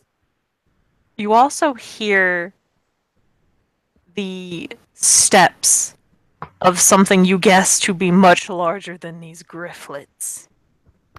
Mama Griffin. Parents that, you kind of realize as this big ice wall goes up,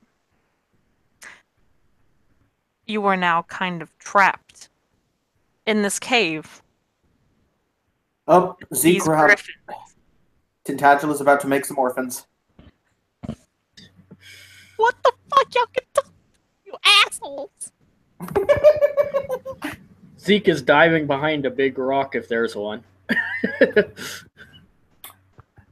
Yes, Tintagel is going to continue to run towards the sound of grifflets. I'm coming, Terrence. I'm coming. There's loathing. There's loathing. Alright, well, as he sees him running in, he's going to spend a willpower and overcome the things in his head from the botch and run after him.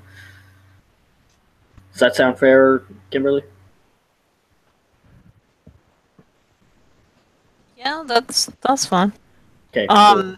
It wasn't really a sound in your head. You kind of wait a little bit more and think about it, and you're going into a place with griffins. They probably were just scratching on the wall, and then your imagination took hold, so you don't really have to spend a willpower.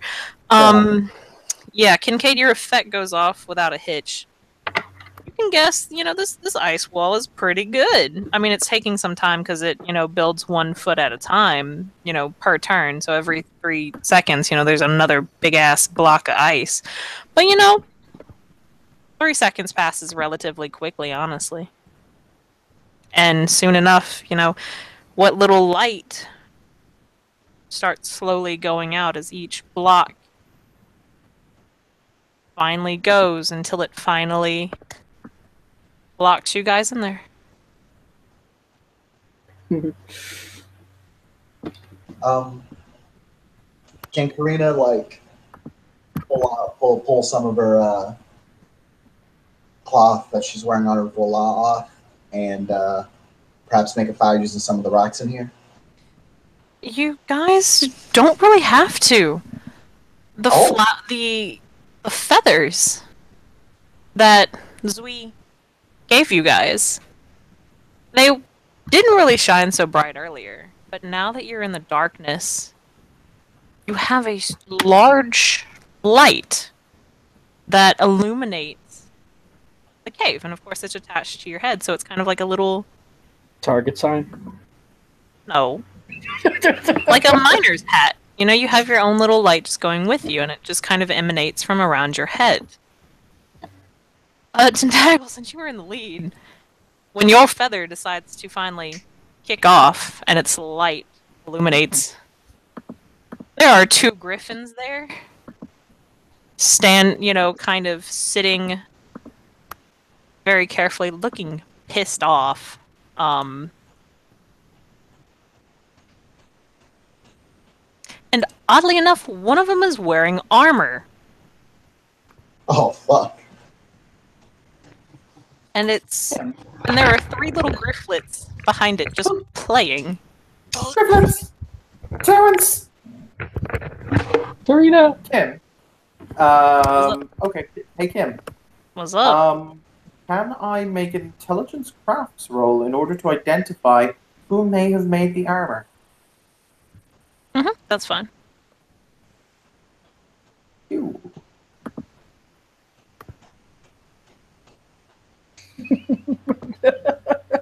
because this is important, I'm gonna spend another willpower. Spent 3 this session. 3. That willpower there. No, I don't want to roll 79 dice. Jesus. Okay.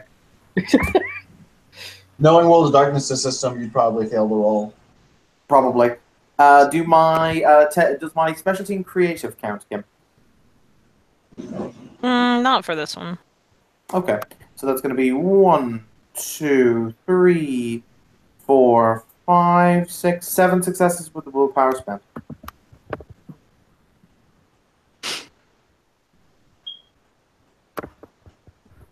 You know, it takes you a moment, and then you look over the intricacy of the armor, and you just kind of think, and you kind of think, and you kind of think a little bit more. And then you realize there's, an entire barony of just Dougals. Just all of them, everywhere. The Bezdin is kind of there as well. The what is kind of there? The Bezdin. It's a knocker guild, slightly kind of. It's weird. Oh, is that meant to be a bastardization of the phrase Beit Din, which I know is a Jewish term? It probably is. The More than likely. The Knocker Kip book is filled with Jewish stereotyping. Yeah, kinda. Huh. And you kind of realize that there's an armor smith there who specializes in making armor for mounts. That looks like his design. You can guess this is probably a griffin that belongs to somebody that might have gotten out. Or, just went on vacation or something. You can't really tell who's it's for, but considering it's a griffin in some really nice looking armor, it's probably somebody high up. He makes a mental note. I need a griffin so I can make an armor. Kimberly? Hmm? You know that when you call her Kimberly, only her mom calls her Kimberly. No, only my mom calls me Kimmy. I only shorten a person's name. Well, I try only to shorten a person's name with their actual direct permission. Everyone calls me Kim, dude. Kimberly is like 3 syllables and like 9 letters of utter bullshit. Okay, I keep meaning to ask, but I keep forgetting. All right, Kim. While everybody seems distracted and the griffin seemed distracted by the big shiny dude, is there any feathers immediately seeable on the ground that I can run over and grab? Yes. They're not as pristine as the ones on the actual griffins in front of you guys, but yes. Better than the ones that I already have? To a point, yes. You have low. Okay, we're gonna do it in this. You have low quality right now on the ground. That's about a medium quality. Yeah, I'm going to grab on the griffin. They're best quality. Yeah, on the griffin they are pristine quality. Yeah, I am grabbing as many as I can grab without drawing attention to myself. You can get. Will kind of. Oh, sorry. Continue. I was just gonna say he can grab 2 of them. 2 of them. All right. Tintagel will kind of screech to a stop in front of the griffins, and he'll look. Is this clearly the male or female griffin? The one wearing the armor is the female griffin. And he will look at the griffin up and down, and he'll say, "How very interesting. My apologies for running in on your family time, but is one to assume you are acquainted with Lord Octavius?"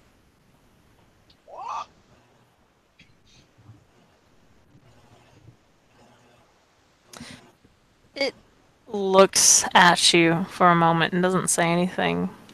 And then it will incline its head ever so slightly.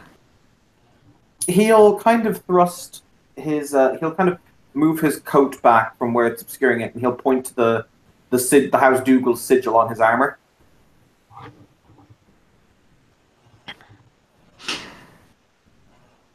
I see. The House of Crafters. Rather, yes. And unfortunately, it would seem as though there's a rock at the door.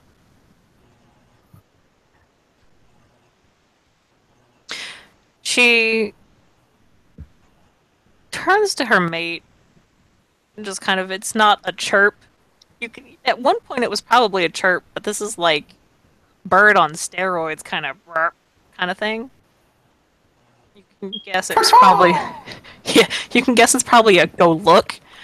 And he'll kind of stand up, look about halfway there, realize there's a big ass wall of ice, just kind of walk back, chirp. And then the griffin just looks back at you with a very blank expression.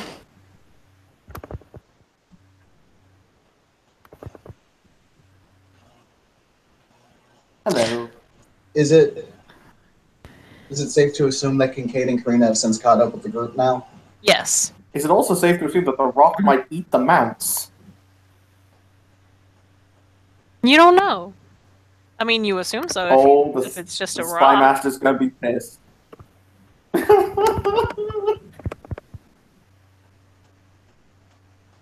To be fair, that's Oh, fine if you left. yeah, there is a giant spider down at the. Oh. Oh. And a chocobo. And a black Sure. panther. And a And Rapidash. rapidash. God damn it, Kim! I Left was them so there. In I was the, so close to catching them all. And some meat inside of a baggie. I'll just left them poor fuckers up for, disaster, because there's going to be all sorts of stuff just kind of coming out and being like, oh, hello there, pretty little chocobo.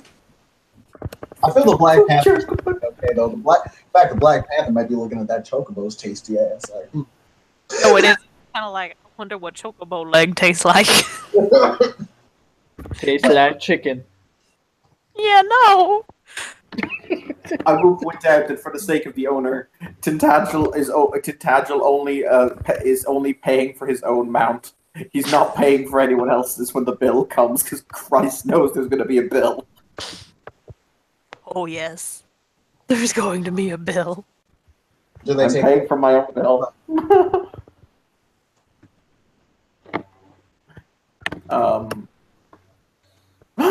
Griffins.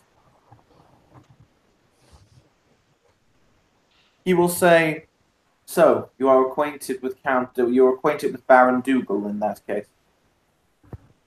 I know of him, yes. Why is it you wear the armor of his Macon Smith?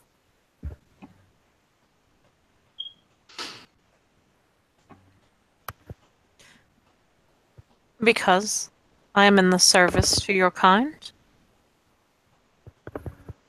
To Lord Dougal? No.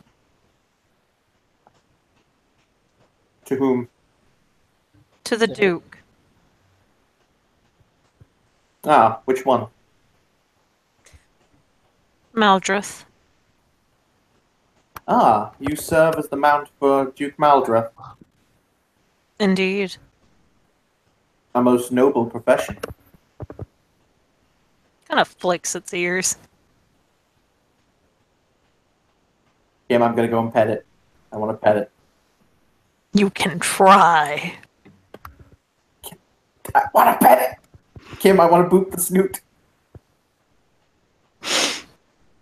If you try to get close, it's gonna snap and try to bite you. Totally worth it. Not really. God damn it, that song is not helpful. I'm sorry. It just came on my playlist right now. God dang So it, I'm Kim. rocking out to Bohemian Rhapsody, listening to all this. So continue. I had faith in God. Then I met Kim. That faith evaporated. So you guys here at the end of the cave there is what I can only describe as claws in ice. Well, But it's some thick ass ice, so you can assume it's going to take a little bit. So the griffin will look up to you, and you can kind of see it gets bored with the Dougal. And instead it will look over to Karina. Because this griffin knows of House Eason. This Griffin likes House Eason. Oh boy. And she will just kind of say, "Is there a reason you are here?"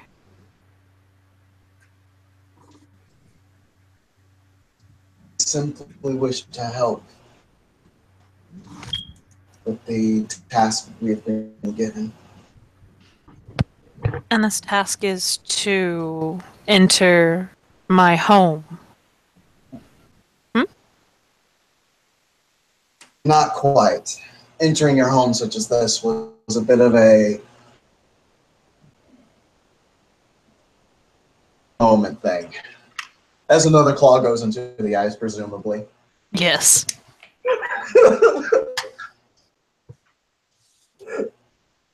I will say, originally, we had come here for but one, no more, no less.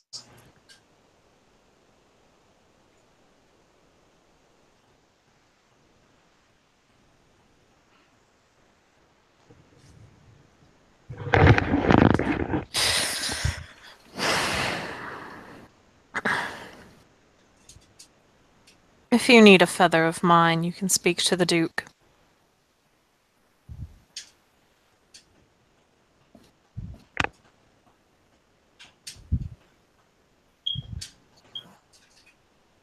Okay. Very- You mind if I go kill that rock thing then? Please. Yes, can we go handle that? Actually, Karina will actually turn and look to the Griffin and ask, if we take the time and prevent you from having to risk yourself and killing what is outside, currently attempting to break in, would you pay our short work for just a feather? Yes.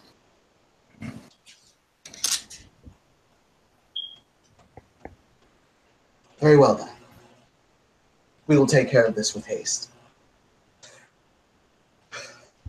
Just flicks its ears dismissively. Kim, I'm going to kidnap a grifflet. Don't Or you could do just- that, Sam. Okay. Evan, roll your intellect in politics. No, I know, Kim. I'm not going to actually kidnap a grifflet. No, I just, really just want to, though. roll your intellect politics. And hope you get high successes. Hope I get high success.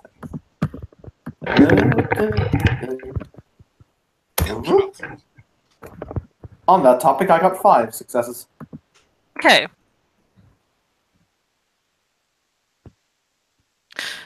This is the mount of Duke Casimir, Maldrith. Yes. It has babies. Yes. These babies will probably, when they are grown, be given to the Duke. Mayhaps, if this is true, you could earn favor with the Duke, and then perhaps, as a token of his thanks, get a Grifflet. Grifflet.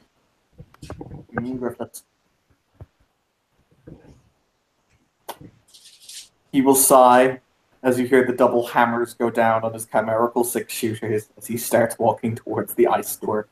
I'm gonna blow this rock to bits. Okay. The ice wall is still there. It's being steadily chipped at.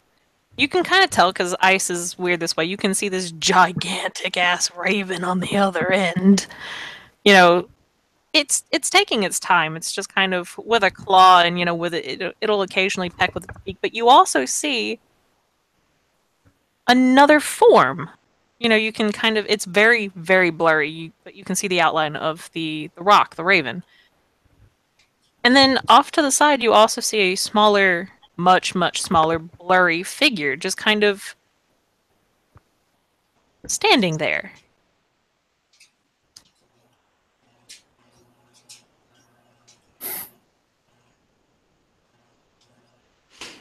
And after a moment more, you can kind of tell that the raven gives up on trying to get through the ice, and you see the smaller figure. It's humanoid shaped. Kind of climb onto the back of the raven, and they'll take off.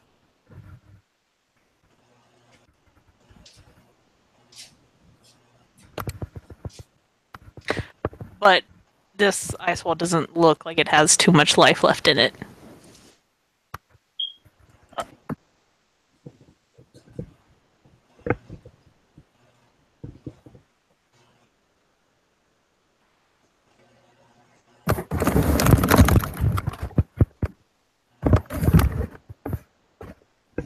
Let's go do the thing. We said we'd kill it, and we can get the feather. Like if it flies off, then we didn't kill it, so we don't get the feather, right? Not wrong. So Kincaid runs through the ice wall and says, "Come back here, you bitch!" Okay. As we see, Just so you know, Cam, Zeke hasn't left inside because he is of absolutely no help to them in fighting anything. The male you up on the back of your shirt and kind of flung you into the group. Sorry? The male griffin picked Zeke up by the back of his shirt and just kind of flung him towards the rest of the group.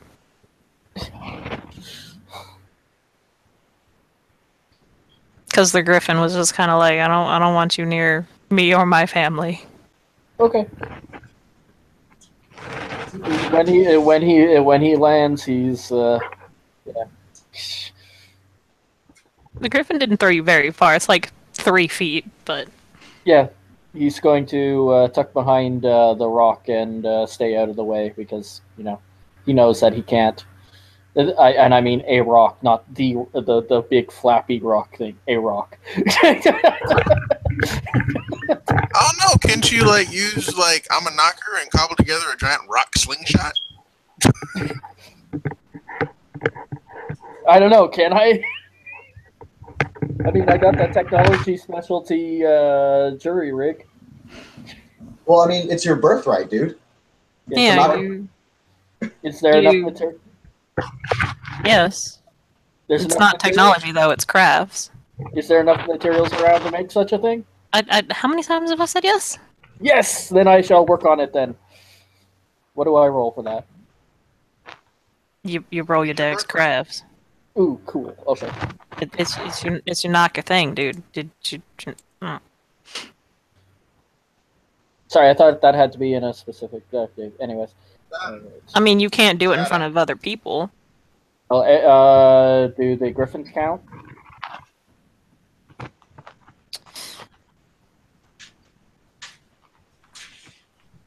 Um,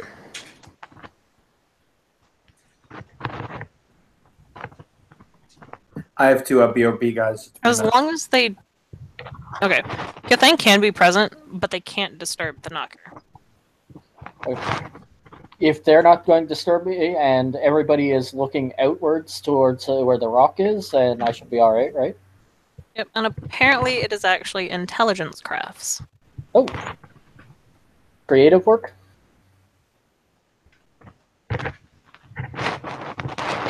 Sure.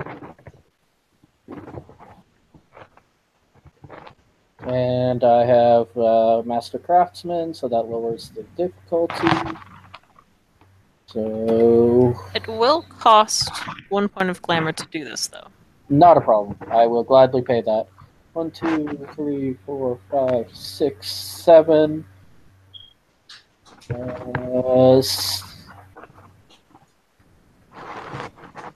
Yeah. 1, 2, sorry. 6 successes. Okay. You have a slingshot and some rocks. All right. Well, I guess I'm going to shoot it at the rock then.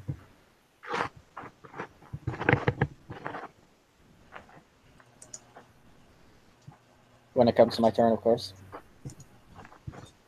Well, we haven't gone into initiative rounds. Kincaid just smashed through the wall. If you're gonna create this and then come up behind him and just immediately shoot at the rock, that's fine. Cool. Alright. And I'm back. So go ahead and roll your Dex Athletics. What? Yeah. Spending a willpower. Okay. 2 successes! It's a small rock that does like strength. So you'll have a strength +1 as your damage.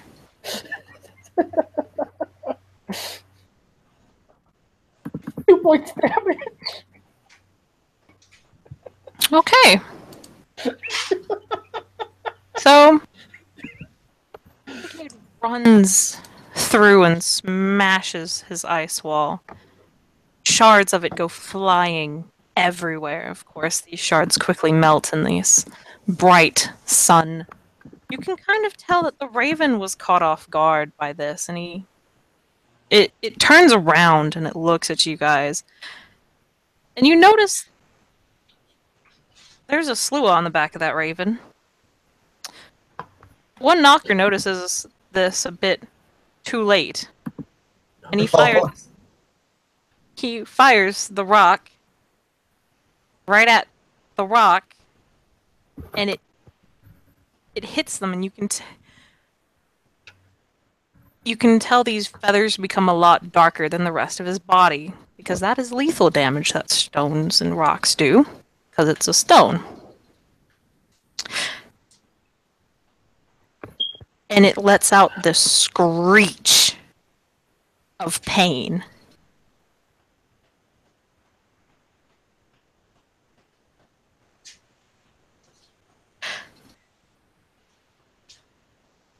Kim, Yes? I have a question. Mm-hmm. Did somebody just attack the king's spy master as he was coming to identify who had stolen his spider? Yeah? Bumblefuck. He just wanted to know who the fuck took his spider. That's all. Is there now a very angry, very large rock? Mm-hmm. Bumblefuck.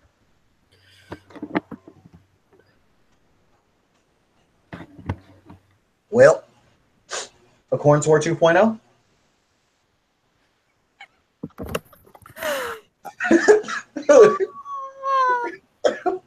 This is the Kincaid kicks Karina off the mountain. Why? Then marches towards Tin Gap. Very well. If you march towards Tintagel, you're dead before you get too close to him. Good luck. And then It wouldn't be hard, dear. kills you all. Okay, so he can't really. You won't be able to hear him over the you know, the wind and the screeching because it's in pain because it's like too lethal. So You hit it on its bottom. the Slua will look at you guys and he looks pissed. And he motions with one hand towards the ground. Y'all look down there. There's no more chocobo. It's gone. It looks like there was a war between all of the mounts.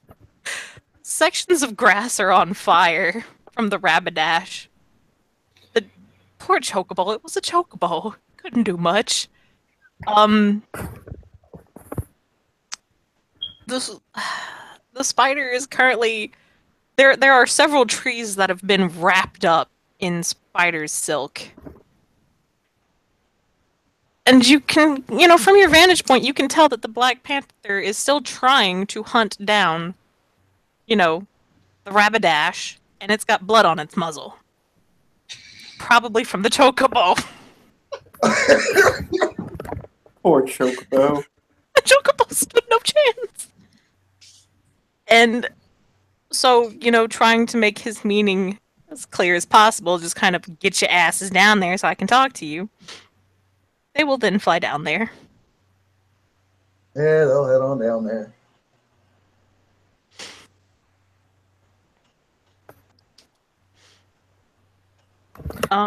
Tintagel, as calm and impassive as ever, will just kind of, do the whole kind of skid down the mountain thing.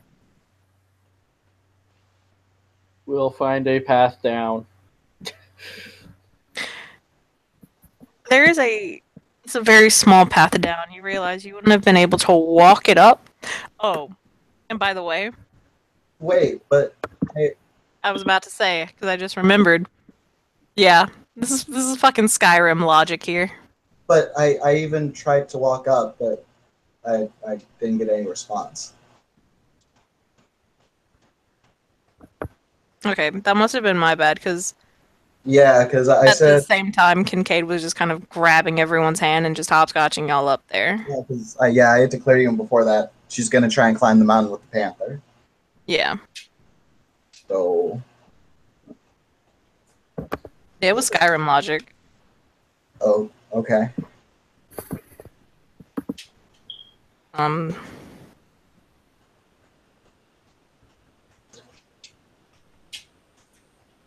That was my bad. Yeah, because Karina wouldn't have left the panther down there if there was a way to get her up. To be completely honest.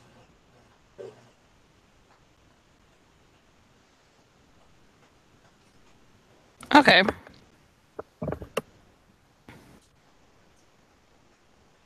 And considering I just figured that, like, as she tried, it just didn't work, and that was why you kind of just let it go. My bad. No, I didn't hear anyone saying, no, I'm not going to be hopscotched up there, so I assumed just everyone was fine with being hopscotched up there.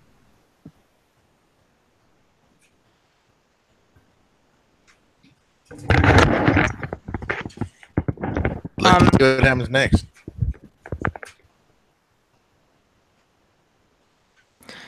No, that's fine. The cat would have just been up there chilling, probably stunned, having a good nap. The chocobo is still dead. But Yeah, so the spider. I figured the spider.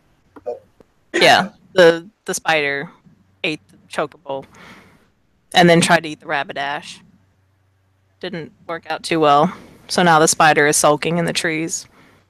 The rabbit-ash is probably going to set the forest on fire soon. The chocobo is still dead. And you guys get down there to that mess. There are feathers everywhere. Looks like a bird exploded.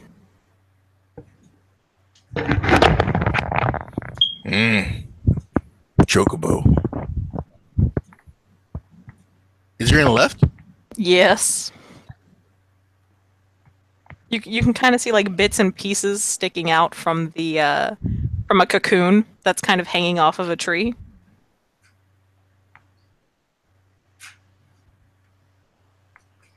I'll wait for Death in Black to show up. He's not Death in Black. He kind of is, though. He's kind of edgelordy. Look, there's a difference between edgelordy and death. Didn't everyone die under very similar circumstances the second they came into his care? Never mind. Don't worry about it. Kim, who would No, win in what an did you edgelord say? competition? Come This on. guy or Gravedigger? Gravedigger? He's not really an edgelord.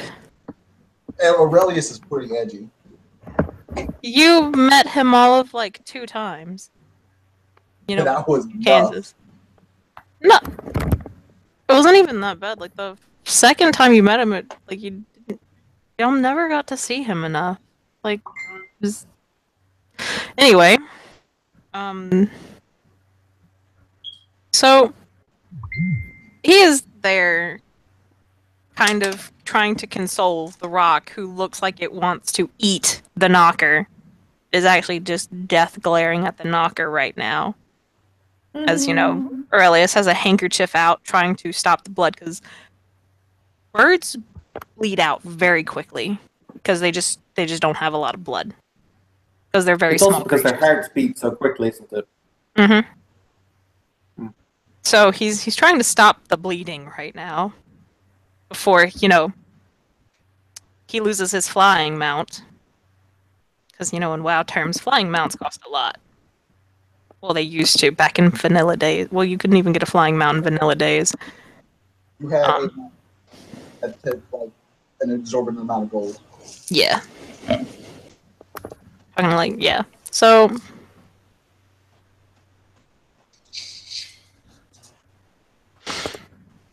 he will look back over to you guys. The Rapidash, by the way, is now kind of hiding behind Tentacle. And the spider's kind of peeking out. All you see are these 8 red eyes just kind of staring at you guys from, inside the tree. Tintagel's going to kind of walk over and pet down the Rapidash. Rapidash is happy. It was very scared. I'm keeping the Rapidash. That's fine. You can keep the Rapidash. You just gotta buy them from the stable master. That's fine. So the spy master will look over toward you guys. You guys don't really know he's the spy master because no one's met this dude in character. And actually, the 2 people who have met him, one of them is retired and the other one hasn't played in months. He'll Who are they? John Slua, and then Grog's Boggin. Oh, Yo, Or the sorry. Huh? My bad. I was just gonna ask a question. Which is? I was gonna ask if we can catch an in politics. Karina's heard this dude's name before. She's heard him get name dropped Mm-hmm. twice now. Because the Duke asked you guys to go talk to him once, I believe. Yeah. So, Awkward. kind of. Yeah, you can do an ins politics.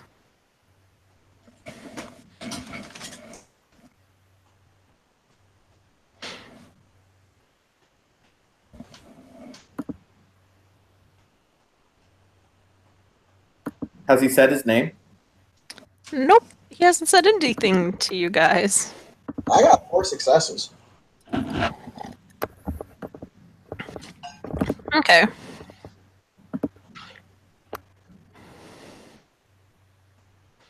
Anyone else gonna roll it? I'll give it a roll. Okay. Just before I start giving out disinformation. Yeah, sorry, what? In politics, you said? Mm-hmm.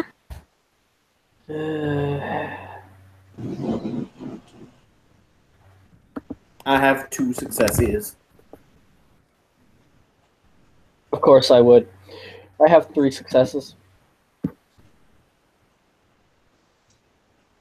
You have politics? 1 dot of it.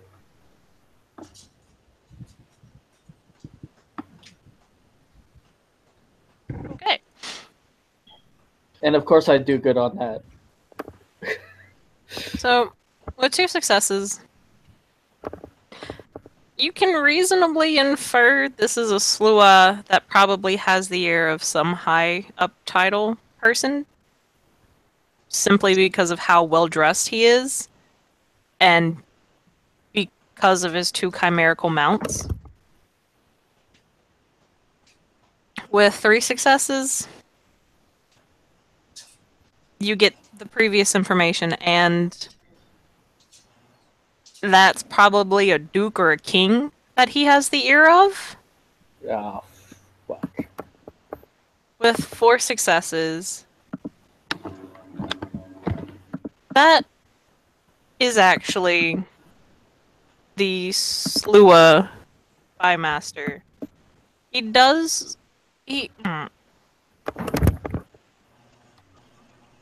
His position is precarious because he does, firstly and foremost, work for the king. But during times, he has been known to be kind of quote-unquote loaned out by the Baron, or by the king, to help out dukes who are in need of a bit more control in their baron, or in their duchy. And given, all the shit that has happened in Dublin, you can probably guess that he was needed in Dublin to kind of help figure out exactly what the fuck was going on. Plus, the king himself was interested in all of this. And you remember the Duke asking you to go talk to him about something, because I can't exactly remember what it was now. But yeah, his name is Aurelius Mordrake.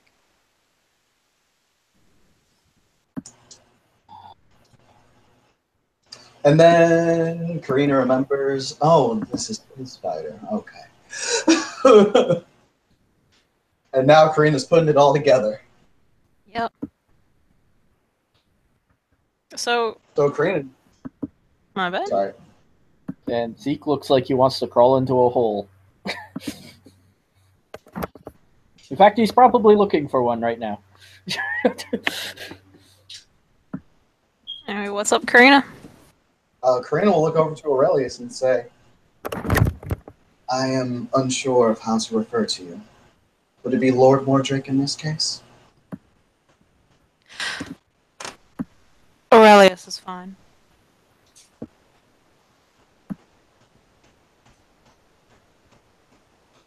Well, it seems that awkward is a bit of an understatement here. Apologies and introductions are in order. Indeed.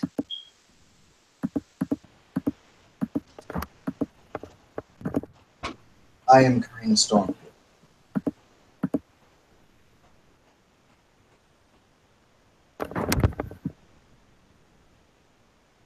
Had I known that the spider was... Does she have... I assume she has some personal connection to you. I heard her speak about you.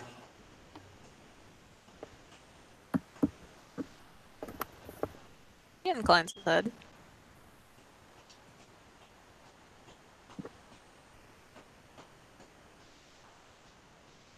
He just does what? Sorry, he just inclines his head. Well, He nods. we had not known that she was your, I'm guessing, personal mount. We had not known that was the case until, well, I had finally heard her speak and we were well on our way to this destination. If it means anything, the stable masters allowed us to take her regardless. Not that I'm blaming them, but again, had we known, we probably wouldn't have taken her. In fact, definitely.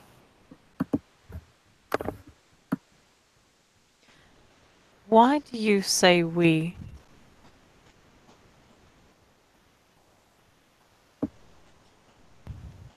I don't like to hang those that are close to me high and dry. A curious trait. She shrugs. I have an obligation. And at this point, it seems I failed in that today. I don't believe you have failed.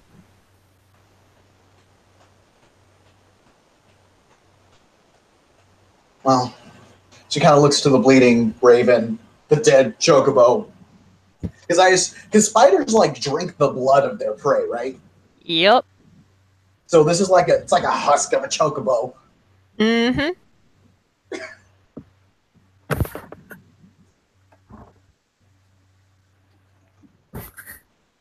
Hey, Kim, I've got a question. Mm? I assume that the stable we rented these from had a very interesting you break it, you buy it policy. Ever so slightly. How much is a dead chocobo?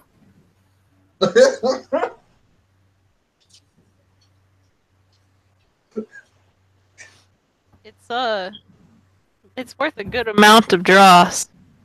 I mean, What's a good amount of draw, Skip? I say good amount of dross, but okay.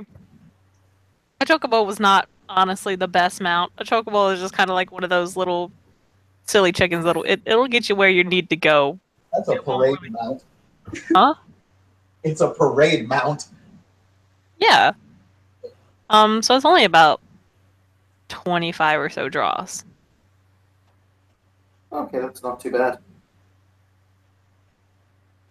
You know, the Rapidash was next up, and then oddly enough, it was the Black Panther.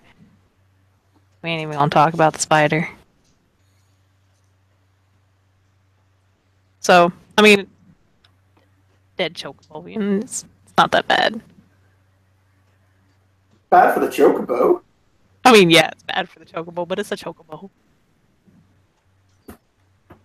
You have no joy in your life. Yeah, so, as he says, I don't think you failed.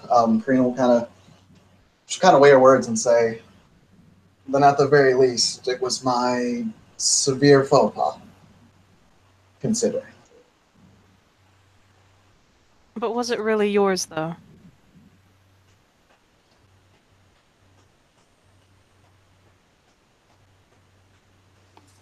I'm sorry, was he asking that or was he saying that? Was that a statement? Yeah, that was a statement. Okay.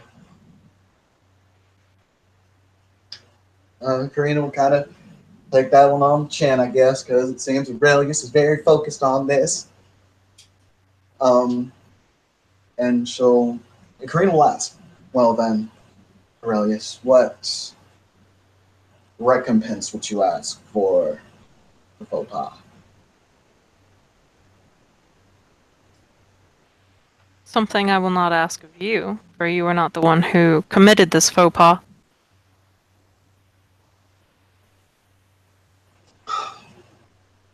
Very well. And, in fact, as it was stated, it was the stable master who did not properly inform the Red Cap as to whose the spider was. So it was a faux pas not wholly committed by them. You are all stepping on eggshells for not much. I simply came here to reclaim her and bring her back. What I was not expecting was to be shot at with a rock. Looks at Zeke. Zeke is actually it's for anybody who's been in place with Zeke, he is quiet, which is actually not all that unusual, but he is looking around for a hole to climb into. There's a burrow under one of the trees that the spider is chilling in. That will not include a giant ass spider. The next closest is up there with the griffins. He is not about to leave the present. At least he's not going to leave the presence of somebody of such high. I'm just trying to give this I need to help Cece. That's all. I have heard, and a noble goal it is indeed.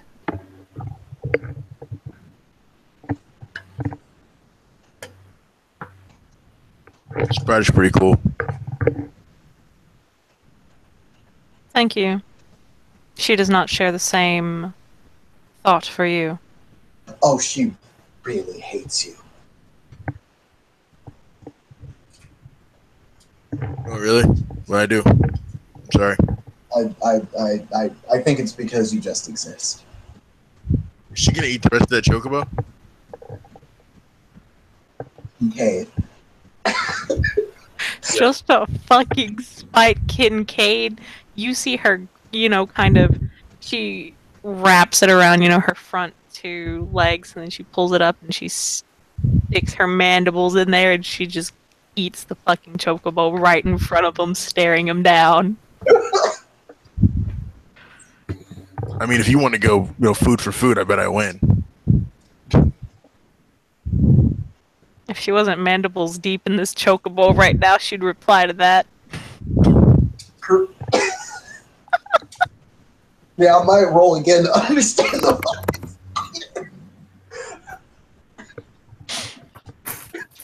That's fine. fuck it. I'm gonna understand the spider. Cause that's why shit, yeah, nah. That spider's treacherous, fam. Spider that ass. Spider might have more XP than Aurelius himself, but we're not gonna get into that. Alright, I've succeeded on the house moon roll. Mad shit talk about this red cat. Just it like so it it finishes draining the liquids of the chocobo, and it's just this dried husk now. And then it goes to chittering, and you can understand the chittering. And it's just it's so bad. It's just talking about, the chocobo didn't even taste that good. But she bets that the red cap would taste better. And, all this and that, and it's bad. It's bad. Crane is not going to tell Kincaid about what she's hearing right now. Because he's just going to want to fight the spider. And that's not a good idea. Karina, you hear something about the spider saying something about his mama. It goes there. Like Karina even kind of she just kind of blinks at her and she kind of double takes like, okay, wow. And Karina will say out loud, like a 4chan thread in a 9gag meme. I have heard of things. They are horrible. So I'm trying to do favors and stuff because she's gonna owe a lot when this is all over. So you need any work done, I'll do your shit work. My work is all subtlety. Unfortunately, you are not. Fair enough. But I do believe that you all have a griffin feather to collect. Yeah. And, well, you should probably go collect that, though I believe myself and Squire Littlechild will have a conversation as the rest of you go and retrieve the feather. Hey, though, like, he thought that there was something different going on, so if anybody's gonna take an ass whooping or a tongue lashing or whatever, I'll take it. Because he was just trying to help.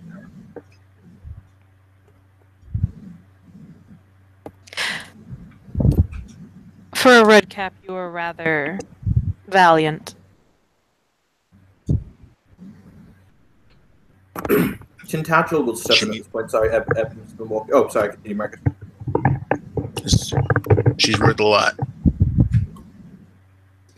You can see his gaze kind of soften at that. Because, I mean, I know it says knockers are kind of hopeless romantics, but I kind of like to imagine that Slua are as well, especially, when they spend all day in their libraries probably, reading really crappy romance novels. And so, he gives you a look, and he, of course, has been speaking in a whisper this whole time, but his voice gets even softer. And he says,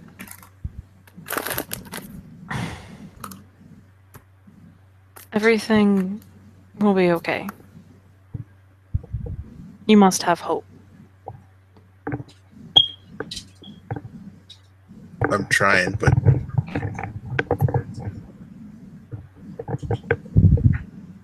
I've never seen nothing like this before.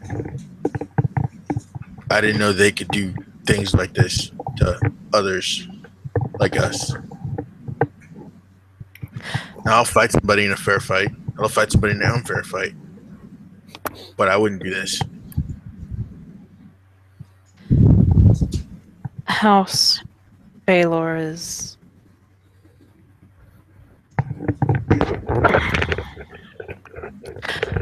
It does not have the limitations the rest of us have when working with cold iron. To put it simply. Just because you can be a super asshole and no one's gonna do it about it doesn't mean you should be a super asshole.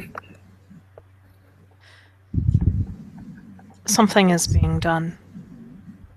Myself and others are working on something, but it requires secrecy, and it will take time. When it stops requiring secrecy, let me in on it, please. He walks over. At this time, the blood has stopped. You guys notice he put a paste on there because honestly, the best way to stop a bird bleeding is you just kind of get some flour and some baking soda and you mix it with a little water and you just kind of mush it over there to create, like a little thick paste. So he does that to stop the bleeding. And then he walks over and he wipes his hand clean and in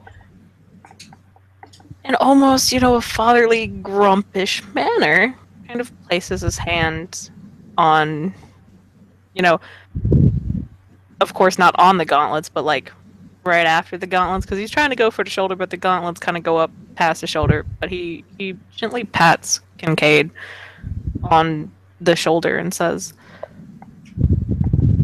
"You will know as soon as things become more relevant.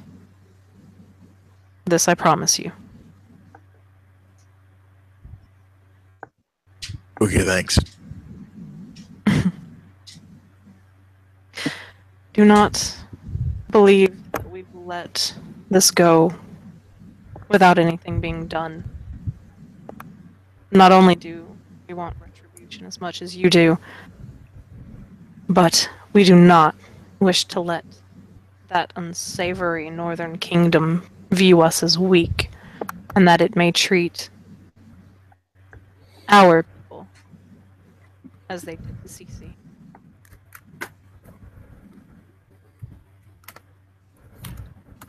Did I cut out again? I didn't want to think that this kind of thing was okay, but from the conversations I've had with those of the nobility, apparently it is. To some. There are, while rare, there are those nobles out there who understand this is blasphemous. There are others more traditional who view this as nothing more than a commoner receiving punishment for infringing upon a noble.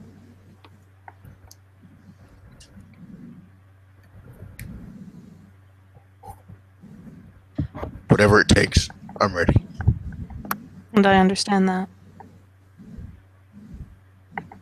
Currently, we are working on, as many of you already know, supplying weapons to the commoners, sparking small rebellions. From there, it will progress, and then when it gets to a point, we will provide more aid.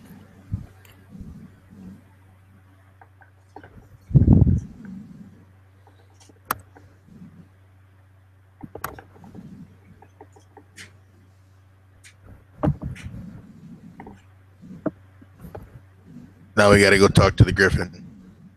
Indeed. And Squire Little Child will stay and have a conversation with me.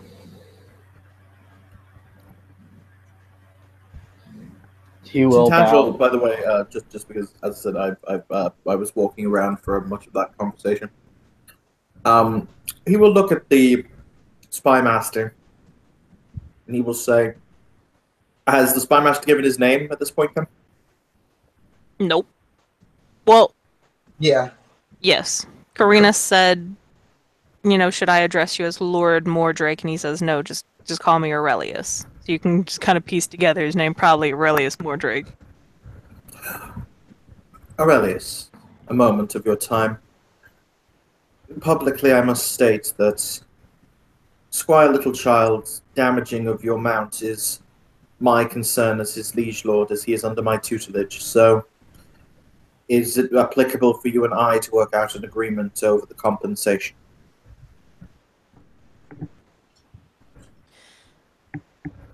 He kind of just he sighs. Um, you know, he's walking back from, Kincaid because he did walk over there and just kind of, do that whole patting thing on Kincaid's shoulder, and now he's walking back over to, the Raven, and he pulls out a feather, and he's just kind of looking it over, and he takes out the handkerchief that had some blood, and he'll probably just pull out one of the bloody feathers because at that point the stems and not the stems, but they're probably broken, and then it's probably a blood feather that needs to be removed anyway, so it'll take it out, so it's a rather bloody ass looking feather. And you can tell he's, walking and talking as he does this, and he says, "Perhaps there shall be compensation, and I understand that you are his liege lord, but for now, I simply wish to speak with him." One understands. Is Little Child the only one of the party who are still here gathered, or are the others here gathered? Once Kincaid left, Carino's probably going to go along with him. He'll nod and he'll look at Little Child and he'll say, "Give myself and this gentleman a few moments. He'll speak to you in a few. Myself and this gentleman a few moments. When I leave, of course, you may have all the time you wish with him." Just so people cinematically get the concept, with the exception of the moment that Zeke bowed, he has not, while he was looking around, he has not budged from his spot. He's not backed down. He has stood where he was standing. It looks like he's prepared to take his licking until he gets dismissed there for. I was going to say to Tadge basically that give him and Mordrake a few moments to talk. Zeke will look at the other gentleman because he's not sure who has the higher title. Because he currently thinks Mordrake has the current title, highest title, so he will look at the. So before Kincaid and them walk off, Mordrake will hand the bloodied feather to them and say, "I'm sure the Griffins might want this as proof." And then he looks over at Zeke and he says, "Did your liege lord not tell you to do something?" He will then step aside. Tintagel will clasp his hands behind his back and kind of readjust his coat. It's probably getting on to evening time, so it's probably getting cold. And he'll look out over the horizon and he'll say, "Oh, sorry, he walked a slight distance away to talk to Kincaid, didn't he?"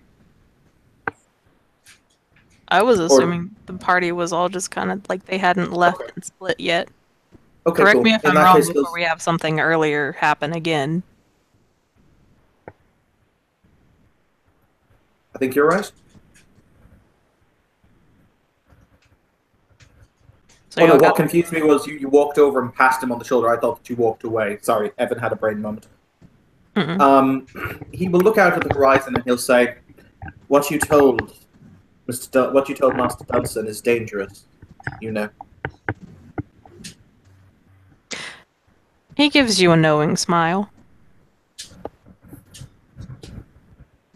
It's a very faint smile, but I mean it's there and it's very knowing." He will say, "I'm not a man who very much cares for the subtlety of politics."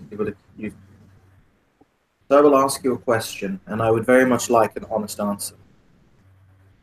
If you do not mind the concept of an honest answer. If I cared, I would take that as an insult. But go on. Perhaps I can I found that supply an honest answer. I found that those who tend to deal in their business of information are often very good with half-truths and their own interpretations. Not meaning to be offensive, merely an observation. I have told Duke Maldred that House Dougal remembers its traditional alliance with House Gwydion.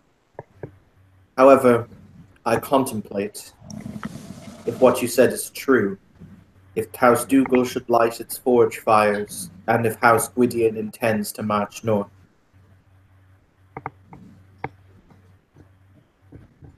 Is this the intention?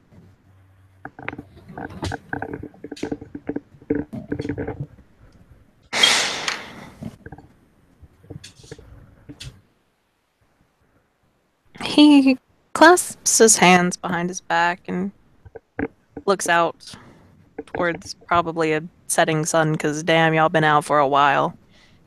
And he says, "It is very likely many people, with or without permission of nobles, have been trying to do their best to smuggle weapons across the border to the commoners waiting in the Northern Kingdom.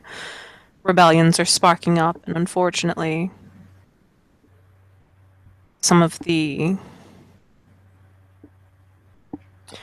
citizens of this kingdom are getting caught as they trespass and as they smuggle weapons, and they are in much the same condition as CC.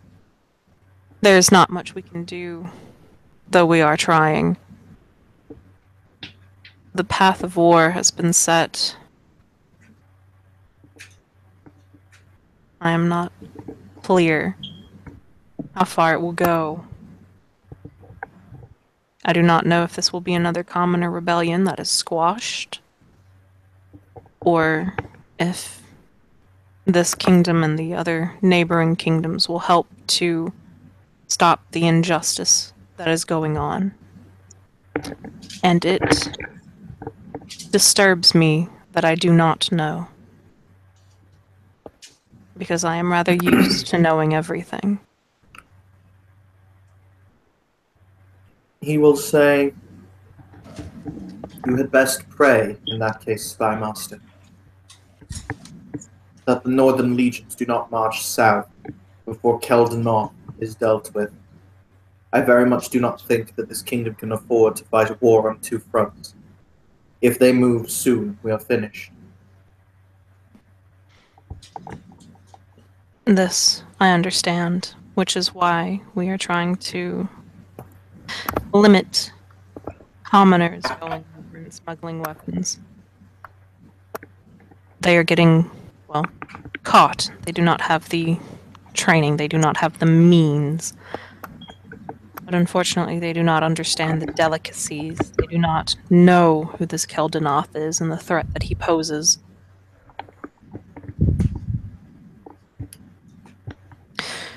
So we do what we can. He will contemplate, and he will say, "Where are these weapons being produced that are being smuggled to the north?" Anywhere. Not every knocker is a part of House Dougal. Some just have forges. They make farming tools and things of that nature.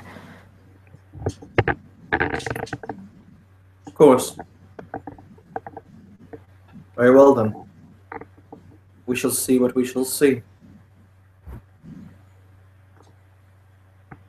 Indeed. Though everyone who does venture north is a risk.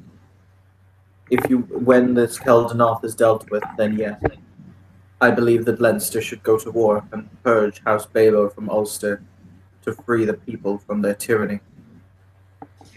But all it takes is one insult, one action too far, and it is that we will have their legion sweep down upon us, and we will have Keldanoth, who has already placed his knife at our backs.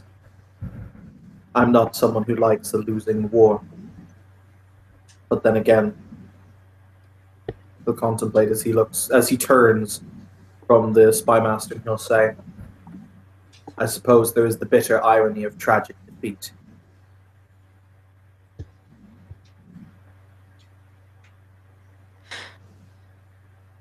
Do you want to know something even more tragic? By all means.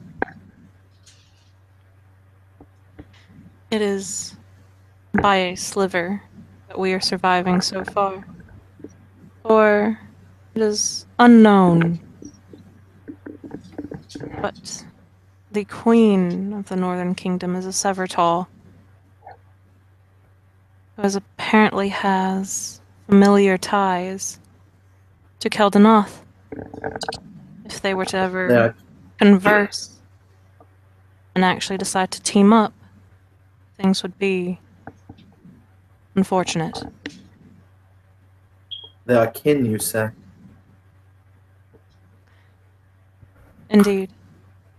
Perhaps that works to our advantage. Family ties can often be bitter and strained. So it is that they do not immediately look to one another for a time of need and aid. Which is what we were going on so far. It is our only saving grace, and if anything were to change that, well, they might decide that teaming up together for this one time to squash Leinster would be needed. I will give you some advice then, before I leave. He kind of quirks an eyebrow at that. When you next speak to the king, have him issue an open decree saying that he forbids implicitly and will take action to cease any smuggling of arms to the north.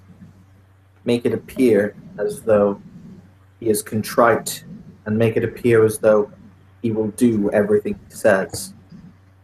Make it so that it is that they will think that make it so that they think that the South will capitulate, and that these envoys of armaments will cease, at least publicly.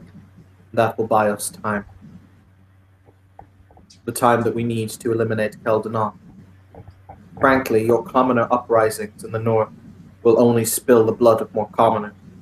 I can give anyone a sword that I make, however, I cannot teach them to swing it in an afternoon. They require assistance.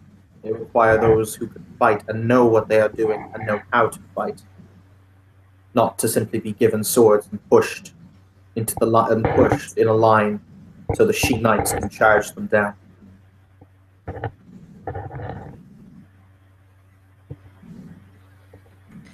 Indeed. But you say nothing that hasn't already been brought up during council meetings. He will nod, and he will say, well, perhaps I should apply for a position. He'll smile. I would make a rather fantastic court jeweler, after all. Perhaps. With that, he'll smile and start walking away. Mr. Littlechild, go forth and speak to this gentleman, and be polite. Sequel nod and step forward. Oh, just Tadgel's walking up towards the griffin roost. Okay, we're gonna take a little pause there, and switch over to Karina and... Oh my god, that burns! Oh! Oh gosh, okay, what's that? What happened? So, I have, like, that lip gloss that kind of, well, it's not lip gloss, it's, lip balm that kind of, numbs your lips, too, because it's for, really cracked lips and shit, and I forgot that, I had a little smudge, so I wiped it off with my pinky. Then I, wiped my eye with my pinky! Oh no. Oh! I am not a smart person. Okay, so we're gonna switch over to, Karina and Kincaid. As they're heading up the mountain, during that talk, they probably got to the top of the mountain. And so the griffins aren't way back towards the back of the cave anymore. Hold on. Okay. So they're not all the way back towards the back of the cave anymore. They're now kind of in the middle of it, because, the children are out playing and the parents are just kind of like, I'm gonna watch you guys. So as you guys walk up, the parents look expectantly at you, and by the parents I mean the one wearing the armor looks expectantly at you. Karina holds up a bloody feather.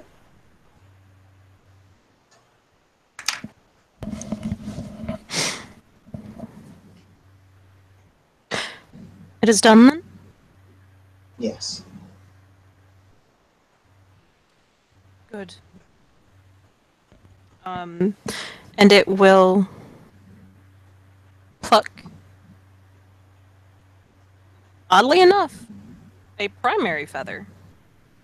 And so it's very, very large on this griffin. And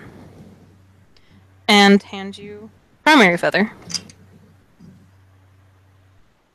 Tim actually doesn't.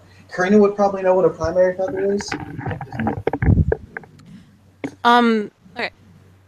Primary feathers are pretty much the big ass feathers on the end of their wings. Okay. Like when they stretch out and they just have like those long ones that just kind of stick out. They're usually there to help them stabilize as they're flying. Okay. I mean, if they lose one, it's not too bad. It'll affect them for a little bit until they molt and a new feather comes in. It's like, it's kind of a big deal, but at the same time, it's not too crazy. All right. So in essence, we pretty much got the best damn griffin feather we could have gotten. Yes. Sweet.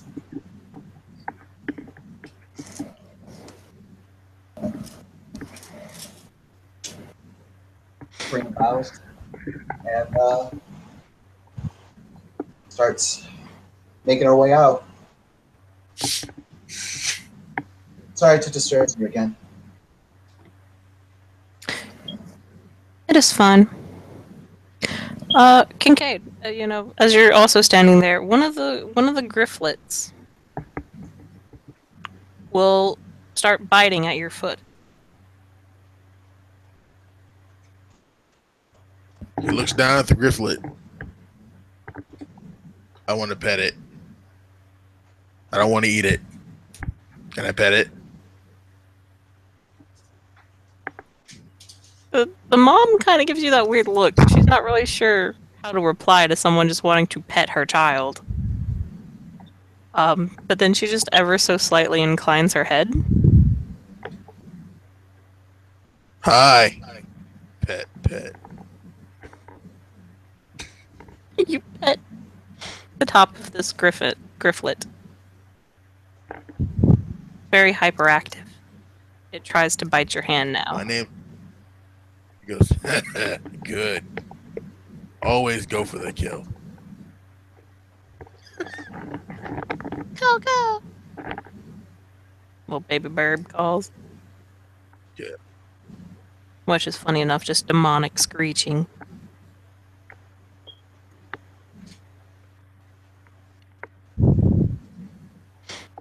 You have fine warriors. I hope they kill and eat lots.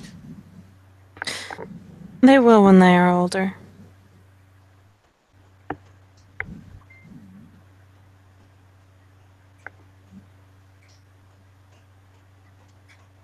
Okay, I'm gonna leave now.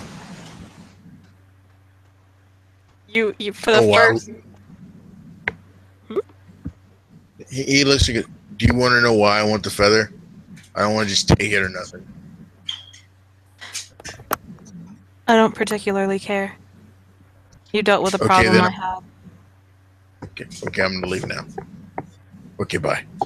You hear the little grifflet kind of say, "Oh, don't go."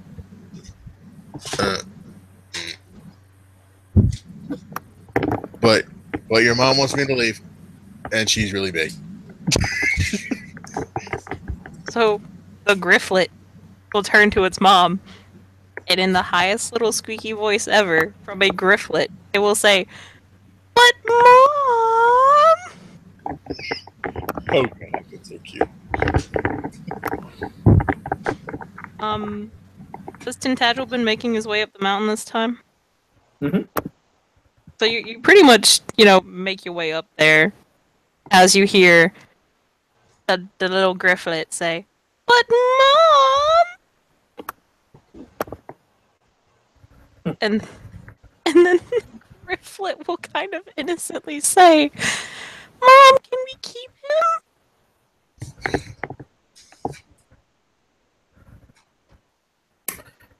Tintagel is going to walk up. And who has the feather, by the way? Karina. I believe Griffin handed it to Karina. But if Kincaid wanted to grab that shit, Karina wouldn't mind it. Passing it No, off. he's not taking nothing from no she. I don't want to hear that bullshit. Tintagel will, seeing the feather, kind of hold out his hands. Just so you can kind of look it over. Go straight into Tagel's hands. I beg your pardon? I said it goes straight into Tagel's hands. Tintagel kind of takes out, you know, one of those, they're called optics. They're the things that people use when they're looking at gems and, you know, other precious stones as he looks it over.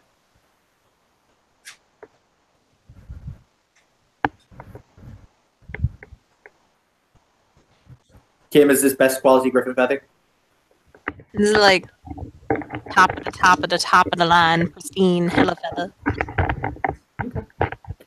He will very delicately place it into an elongated, like, map case that he has that he carries on him.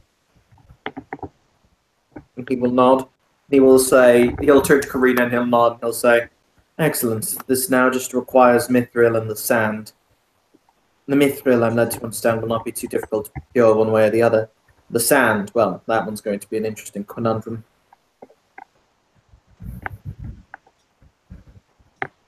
Mom, can we keep all three of them? We should go. Tintagel is going to kind of quirk his head to the side. Once again, bear in mind, as I said, the character does everything without emotion, or the obvious emotion. He'll kneel down in front of the grifflet. He's going to take out that hand. He's going to take out that hand mirror. The grifflet can see itself. The grifflet just kind of taps its beak against the mirror. And then the other two grifflets come, because there are three of them. And they all just kind of look at it, and their eyes go wide, and they're just kind of like, ooh! This is unfairly cute. Tintagel will kind of reach out one of his hands and gently stroke the grifflet. And he'll say, "This is for you." Ooh. One of them just kind of, you can assume he's kind of the eldest. He just kind of looks back. Mom, he gives us stuff. Can we really keep him? I promise we'll treat him nice and take him out on walks. Mom is kind of face palming at this point. She's trying to keep like her stoic face on it. It's just not working. Yeah, she can't be majestic with all this bullshit going down.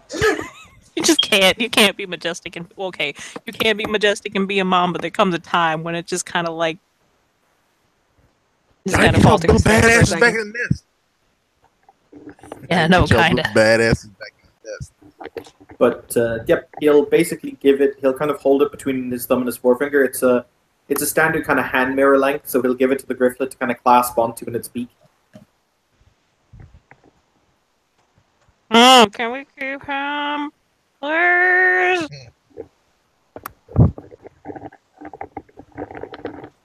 It just says, with the mirror in its mouth. Tintagel will then stand up and kind of dust down his overcoat. And he'll say, "In that case, we should return."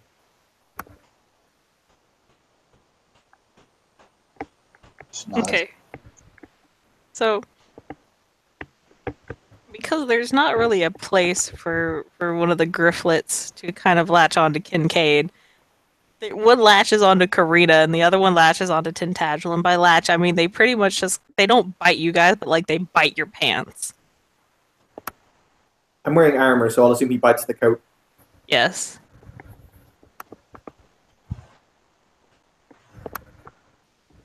It's clear they want to play. Tintagel will look down. Oh, sorry, you go ahead, Tim, if you want to say something. See, Karina's trying real hard to be a cold-hearted, Viking bitch, but you can't be a thug when that shit's going down.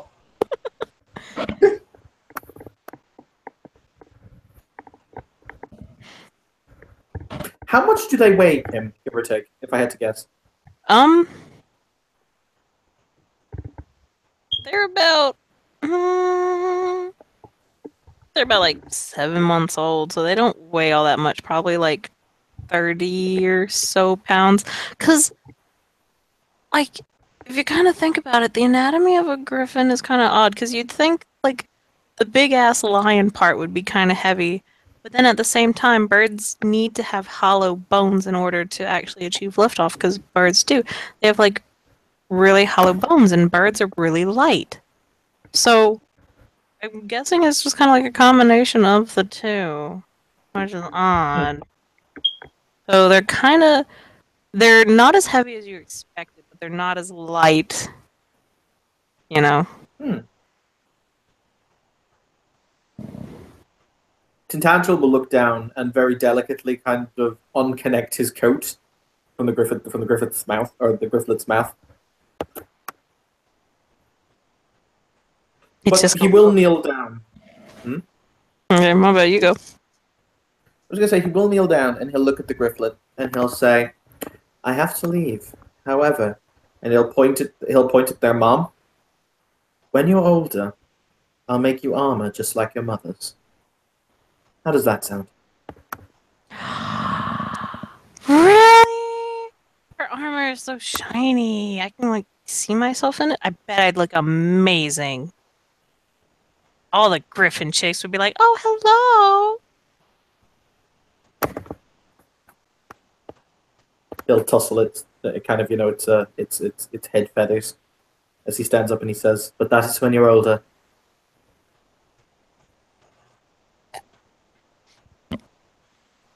Lame. I like how apparently all of Kim's teenager NPCs are teenagers from the 90s. You shut the hell up. I'm not. I still say lame. Screw Holy you. shit, Kim, were you born in the year 1999 or 2000? 98. Okay, cool. I was thinking. Karina will say, "I cannot make you fantastic armor, but when you could be some of the best hunters in the land, and you will never need to need food." How does that sound?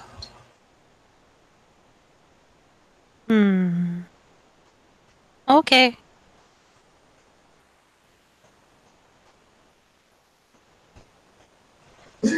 Karina smiles. She'll just kind of say, "Sorry, I'm not quite as skilled at making things as he is."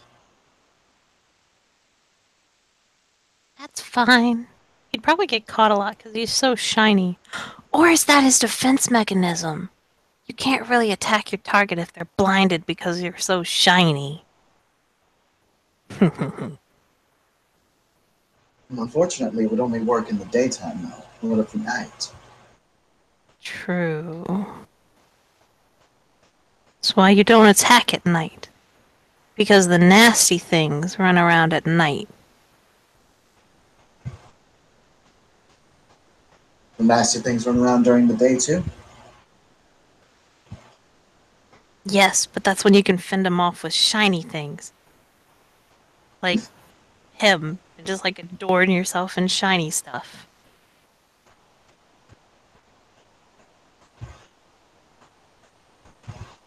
Fair enough.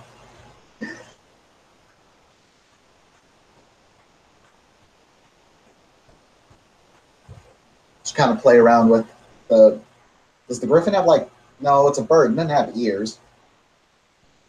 Just kind of play around with his wings a little bit. Not roughly or anything. It's kind of odd. These do have ears. Okay, cool. And yeah.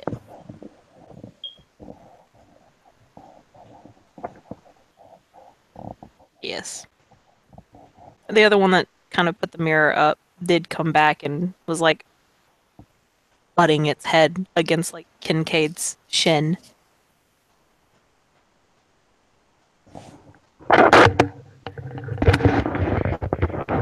Kincaid whispers gently into its ear, "Go be a better killer. See you later."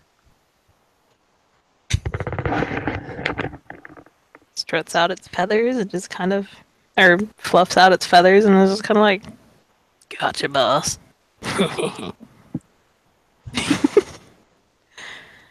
So, y'all leave the Grifflets out. They do follow you to the edge. They don't go down with you guys, but it's clear that they're just kind of like, aww, as y'all walk away.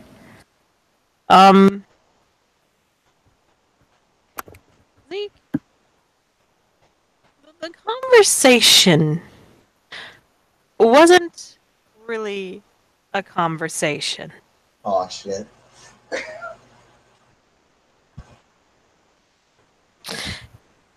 It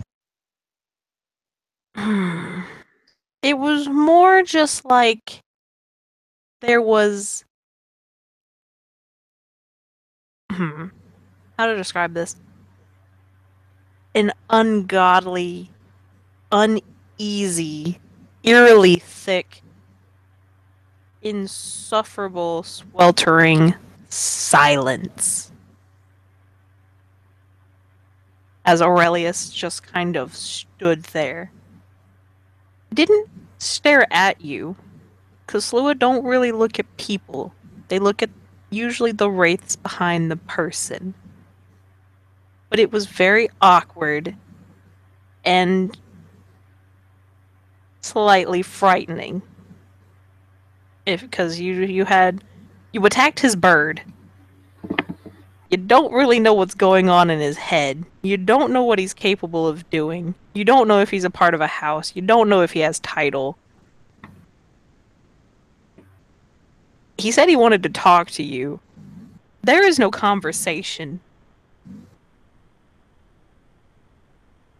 It's just, okay, think of like when you go into an interview and the interviewer just kind of doesn't say anything and you're just kind of sitting there very, very awkwardly and you don't know if you fucked up, but you think you fucked up and your anxiety just kind of like destroys your ego.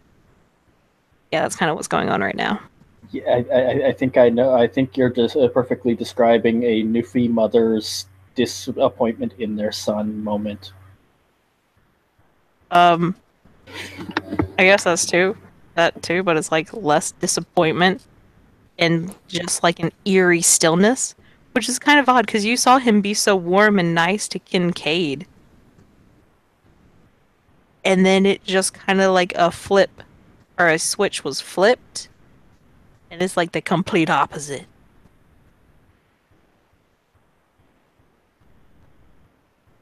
And that is all that happens. He does not say anything at all. He just kind of stands there. Will occasionally look at you and then looks around the forest. And that is all it is, unless you say something. Nope. Okay. So, the rest of the group come back down. You notice that when they came back down and they got back into earshot, the switch was flipped again, and he becomes that warm kind of Slua that he was earlier, which is odd because warm and Slua should never go in the same sentence unless a Slua is being cooked. But that's not the point here. As he's kind of checking on his bird and everything, and he's softly, whispered talking to the burb. And that's when the rest of the party can all meet back up again, because yay! Just to clarify, whose mounts are still actually serviceable? Everyone's but the chocobos. I also assume that Aurelius doesn't want people riding his spider again.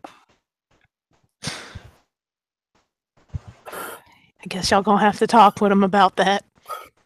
Look, if it means anything, Kincaid can just hitch up with fucking Karina, and then Zeke with Zeke can walk. Damn. Damn. Damn. Cade starts walking. Cade just starts walking. He waves and just walking back. I got survival. I can find my way out of here. Hey. All right, back. He listens to you. He goes, "No, not with you. I don't need that kind of drama in my life." Actually, hang on. In that case, contemplating it. Okay, because there is actually a way of doing this.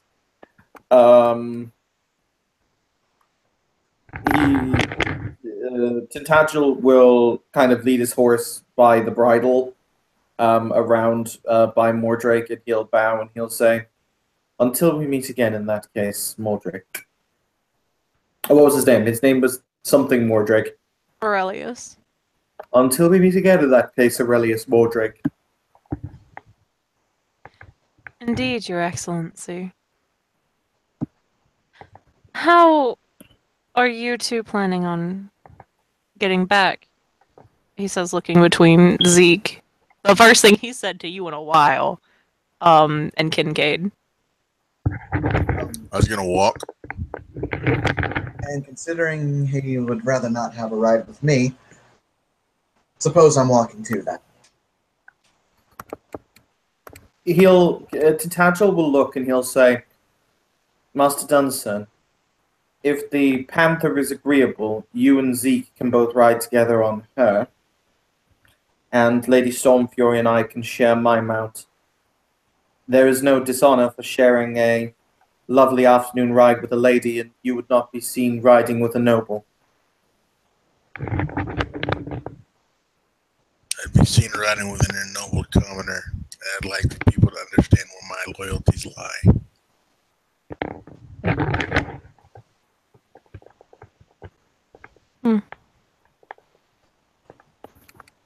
It is also possible that someone could still ride on Sypha.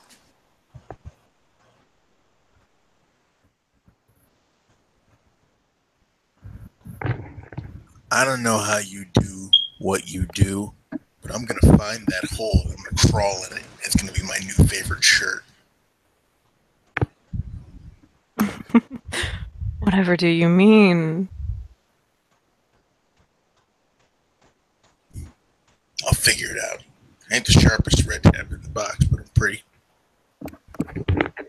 Indeed, you are. I'm not, and to the nobles and ennobled commoners present, I'm not trying to be disrespectful of you. But currently,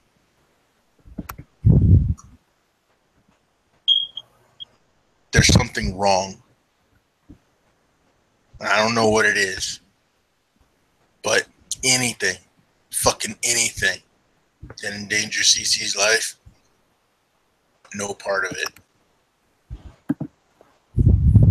I do not believe a ride back into town on Sypha will cause any harm to the pixie. No. People think something that I don't know you're going to back up or not.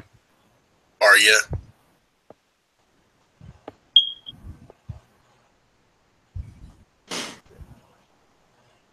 I have a feeling.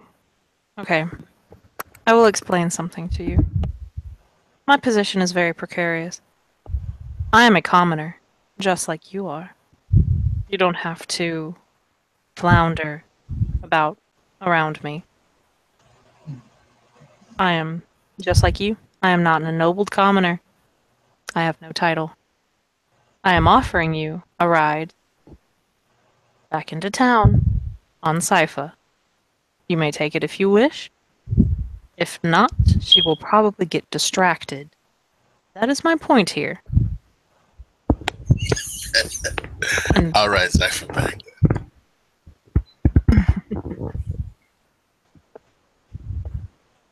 Wonderful. Did you ever go hunting? Like, Sypha. You ever just let her out and let her go hunt and stuff? Once. How'd that go? Never again. Right. So she needs someone to watch her. I'm just saying. I'll babysit Cypher. Sypha was fine in her cave until someone forced her out. Do I even want to know why she came out? She didn't want more blood in her cave. Yes, she was very legitimately hoping you were going to die today. Okay then. She probably still is. Makes a lot of sense. Right. That helps. Right. All right, the spider. Let's go. Or it is possible that Lady Storm Fury can ride Sypha, and you and Squire Little Child can ride on the Panther or anything of the sort. That is all up to you. Real quick, Kim, I'm going to use my house boon on the spider again at the mention of Karina riding Sypha. Okay.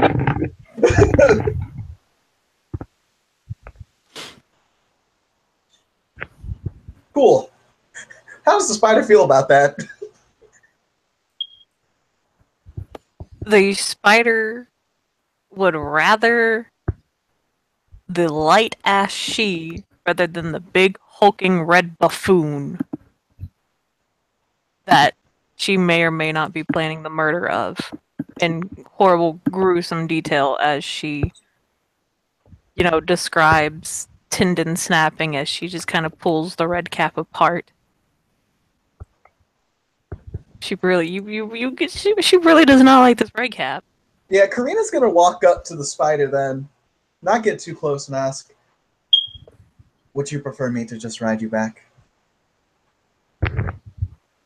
You have no doubt been listening to me this entire time. Figure it out for yourself. There's a difference between listening and actively asking for consent. I suppose you would be better than that creature. All right. I loathe it.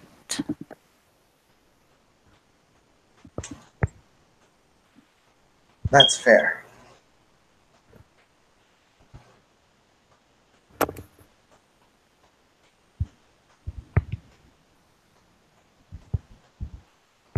We all ride back to town now. Let's do that. Yes. Everybody rides back into town. It's all fine. Oh, is it too much to ask if Karina can snap a very quick prey for the panther? Because you did promise that to the panther. Yes, that is fine. You grab like a chimerical bunny rabbit. Not Mr. Snuffles. That is Just- very poetic considering it's Karina that got the bunny rabbit. Mm-hmm. Mm-hmm. Kim, What's up? I'm a nom the whole way back. On what, Anything trees? that gets within. Yes, I'll eat anything that's on the way there. Because I'm hungry. Okay. As that's going on, Karina, the spider is just talking mad shit about how much that fucking redcap is an idiot eating trees. Look at its stupid little self. How has it survived? So it's just bad. Cypher, why are you so angry? Tintagel makes a mental note. Anytime I have to go anywhere, ever again, I'm bringing my flying fucking castle where all my cool stuff is. I have one of those, damn it. Okay, Hal.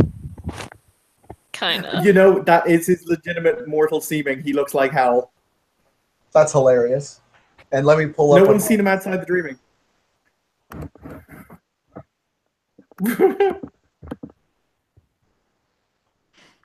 Oh, and when you ask Sypha why she is so angry, she'll just scream at you about pretty much how she would much rather be in her warm and cozy little lair right now, scaring the shit out of the stable master rather than, having to deal with being out in the open and how much she just loathes everyone.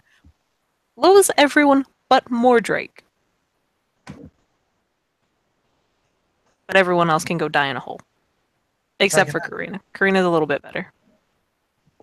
Okay, nature's child has worked for some shit. Karina asks, if I can ask, why are you and Aurelia so close? How did that happen?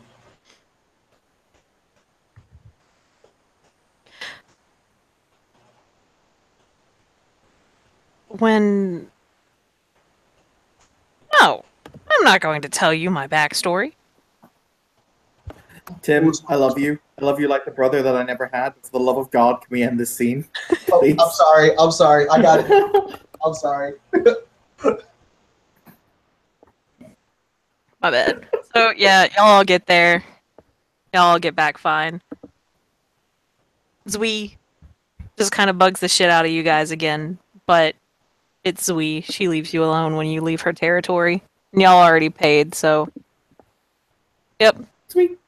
And that's where we shall end it. Thank you, players, for playing. Thank you, watchers, for watching. Somebody is going to have to pay the stable master for that chocobo.